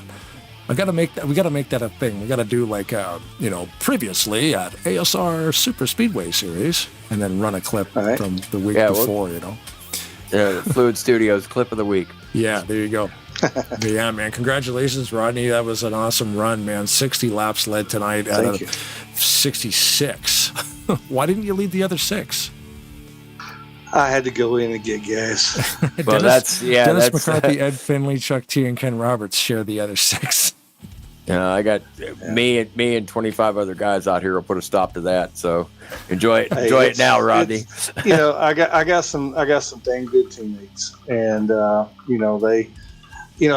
heard Ken as I come in here say that maybe that'll help Rodney after the night he had last night. So I'd be willing to bet my teammates probably felt a little bad for me after last night. So they did what they could to help me get my spirits up a little bit because There you go. last night was atrocious. Yeah, well, It was like you tragic. said, you come here and you win the last 2 weeks, so if you have a bad race within the next week, this is a Sunday night race. The fresh week starts tomorrow, so it's a good way to end the week off. You know what, guys? I got to jump on out of here. I'm going to let the two of you guys finish this up. And Blaine, we'll see you next Sunday. I'll be here. And then the following Sunday, we're off. Yep. I think we're going to hold a little meeting maybe pertaining to a possible season 2 coming up. But again, Rodney, congratulations, man. I got to jump out of here. I'll let you guys finish this up. Thanks, Yeah, Brian. Brian. Thank you for putting this on, Brian. Appreciate what you do. No problem. Thanks for being here, man. It's us drivers out here that are the product, and I think we got a good one. Yeah, enjoy it. Yes, Definitely. sir. Brian Wolf, there he goes. Yeah, man. Did you? I'll wrap this thing up too. If you want to, the floor is yours and do your thing, and we'll go and shut her down. Yeah, man. Thank you, Blaine. You and Tarnation TV. I know me and you have been in communication quite a bit this weekend, so Yep. I've enjoyed talking to you all weekend long, working on the project. So appreciate you. Looking forward to the broadcast.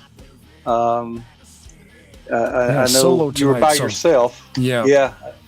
I know that's not what you prefer. I don't think anybody really does like to be by themselves, but I'm sure you did a great job. But your camera work and your video abilities and stuff I makes think- up for any shortcomings that you may have. You feel like you have anyway. I think I came up with some pretty cool camera shots this evening. I think you might be a fan of what I was doing today. I was even like, wow, this is kind of cool looking. But during the race and everything like that, and ended up catching, was it Otto? Yeah, Otto got into an accident and the car almost did a blowover. And the camera angles that I was using on you guys up in the front actually framed that up where I couldn't have planned it any better, unfortunately for Brad. But got some pretty good angles going with free cam, so it's definitely. And I'm lucky enough too to have my buddies in this band that let me use all their music. To if I have to kind of step to the side, I could just turn the music up, so it's not dead air, which is always nice. Yeah. I'm looking forward to watching it because, like I say, you got one of the best out there. So Thanks, man. I'm You're really always looking forward. You always talk very highly of the broadcast, so I appreciate that very much. Yeah, man. Well, I appreciate you. I'm gonna finish here with ASR, and having us over here, letting Wolf do his Super Speedway series. All the owners here at ASN, all the admins here. Ken, I know I believe he's an admin here with Wolf. And thanks to Ken for putting his front bumper to my back bumper on that last lap. There's no way I'd no way I'd have won this race without him. And of course, Greg and all my BSR teammates, the burnt screwdriver guys, they just, we at one time I noticed we were 1 through 6, so that's always a good thing. But Black Rifle Coffee, as always, Havana Brisa, Wickers, Dad, holy cow! After last night's craziness, we pulled this one off tonight. It was a lot of fun. I hope you enjoyed this one. I know for me it was a lot better than last night, but love you. Thanks for watching. And I'll see you next time. I'm on the track and later this month, actually, and on vacation. So nice, love you. yeah. Thanks for watching. He was in there chatting with us on the YouTube a bunch of times. So yeah, you'll hear me. It's Alton, right? Yeah, his name is Alton, or you can call him Al, one of the two. Oh, Al. Okay, you just call him Al. Okay, cool. Al Alton, he'll answer. Nice. Yeah, no, I was shouting him out there, and he was interacting with us on the channel, so that was pretty sweet. Yeah, he enjoys it. He gets to watch me from 500 so miles away, so it's good times. That's cool, man. Well, thanks again for the kind words, and congratulations on the win. Thanks, Blaine. Appreciate you, brother. Right on, man. Well, I'll send you back up there to the review room because it looks like they're probably going over replays right now. You can. I'll just exit myself right out of here. Perfect. Thanks, buddy. See you next time. Good night, Blaine. Thanks, buddy. Good night. Thanks. Rodney Sullins, your race winner this evening. Congratulations to Sir Rodney and the Black Rifle 38. Everybody involved in this race tonight did an absolutely phenomenal job. I mean, unfortunately for Jax with an engine failure early, again, great racing. As you can see there, Rodney Sullins wins the race. Ken Roberts, Chuck Taylor, David Chin, Greg Palmer, ASR Berge, Dale Shalinsky, Adam Simonik, Brian Wolf, Brad Otto, even after the blowover, still got a 10th place finish. Ed Finley, ASR Postal, Mike Mangialardi, Brian Rawson, Dennis McCarthy, unfortunately got hooked up in that. He was running up front all day, ended up with a 15th place spot. John Godfrey 1 lap down, same situation with Dennis. And unfortunately for Jax, lost a motor very early, about 20 laps in. But yeah, 4 caution flags this evening for 12 laps. 8 lead changes for 5 drivers involved in those lead changes. Not a whole lot of lead changes tonight, but you know why. Rodney Sullins led 60 of the laps. That's why. But anyhow, and as always, thank you very much to Rise of Dissension. Let me see, on this album, it's Doug, Jono, Darren, and Landon. A couple of those guys have switched out now and they play live. But Doug, Andrew, Landon, Darren, Jono, everybody involved in all the music that I make locally here. Lucky to be surrounded by such cool musicians that are just like, yeah, man, use our music. So check them out. Reverb Nation, Spotify, all your streaming services for all the tunes I use. I'll link it all below. The other broadcasters like FRN, JTN, Fast 29. We're all in this together, and it's a lot of fun to do it. So anyway, as always, thanks for watching. Thanks everybody for watching the broadcast, commenting on the broadcast live. Share it with your friends. Do whatever you want to do. Delete it. Thumbs up it, thumbs down it, whatever you want to do. I'm not going to force you to do anything. At the end of the night, if the women don't find you handsome, they should at least find you handy. Keep your stick on the ice.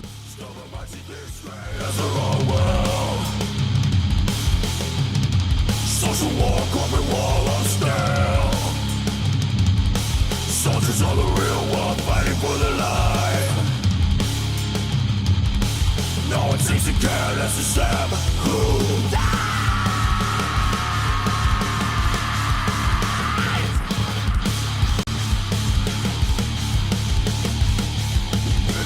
That's no surprise.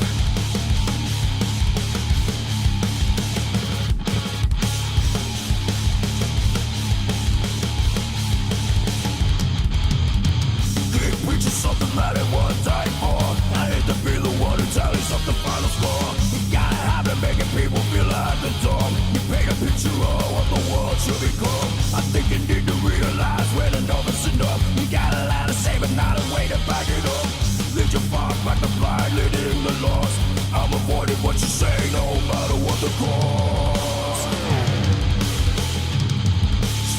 She thinks straight as her own will. Social war, corporate wall of steel. Soldiers on the real world fighting for their line. No one seems to care, that's just them who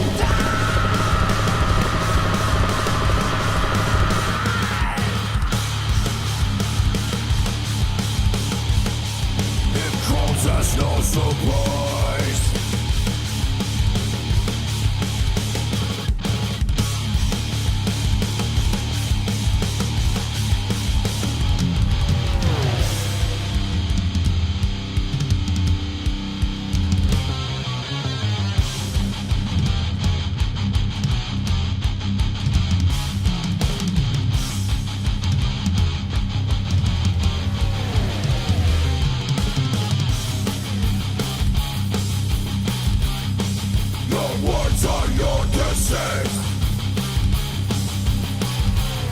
So practice what you preach. Your words are your deceit. So practice what you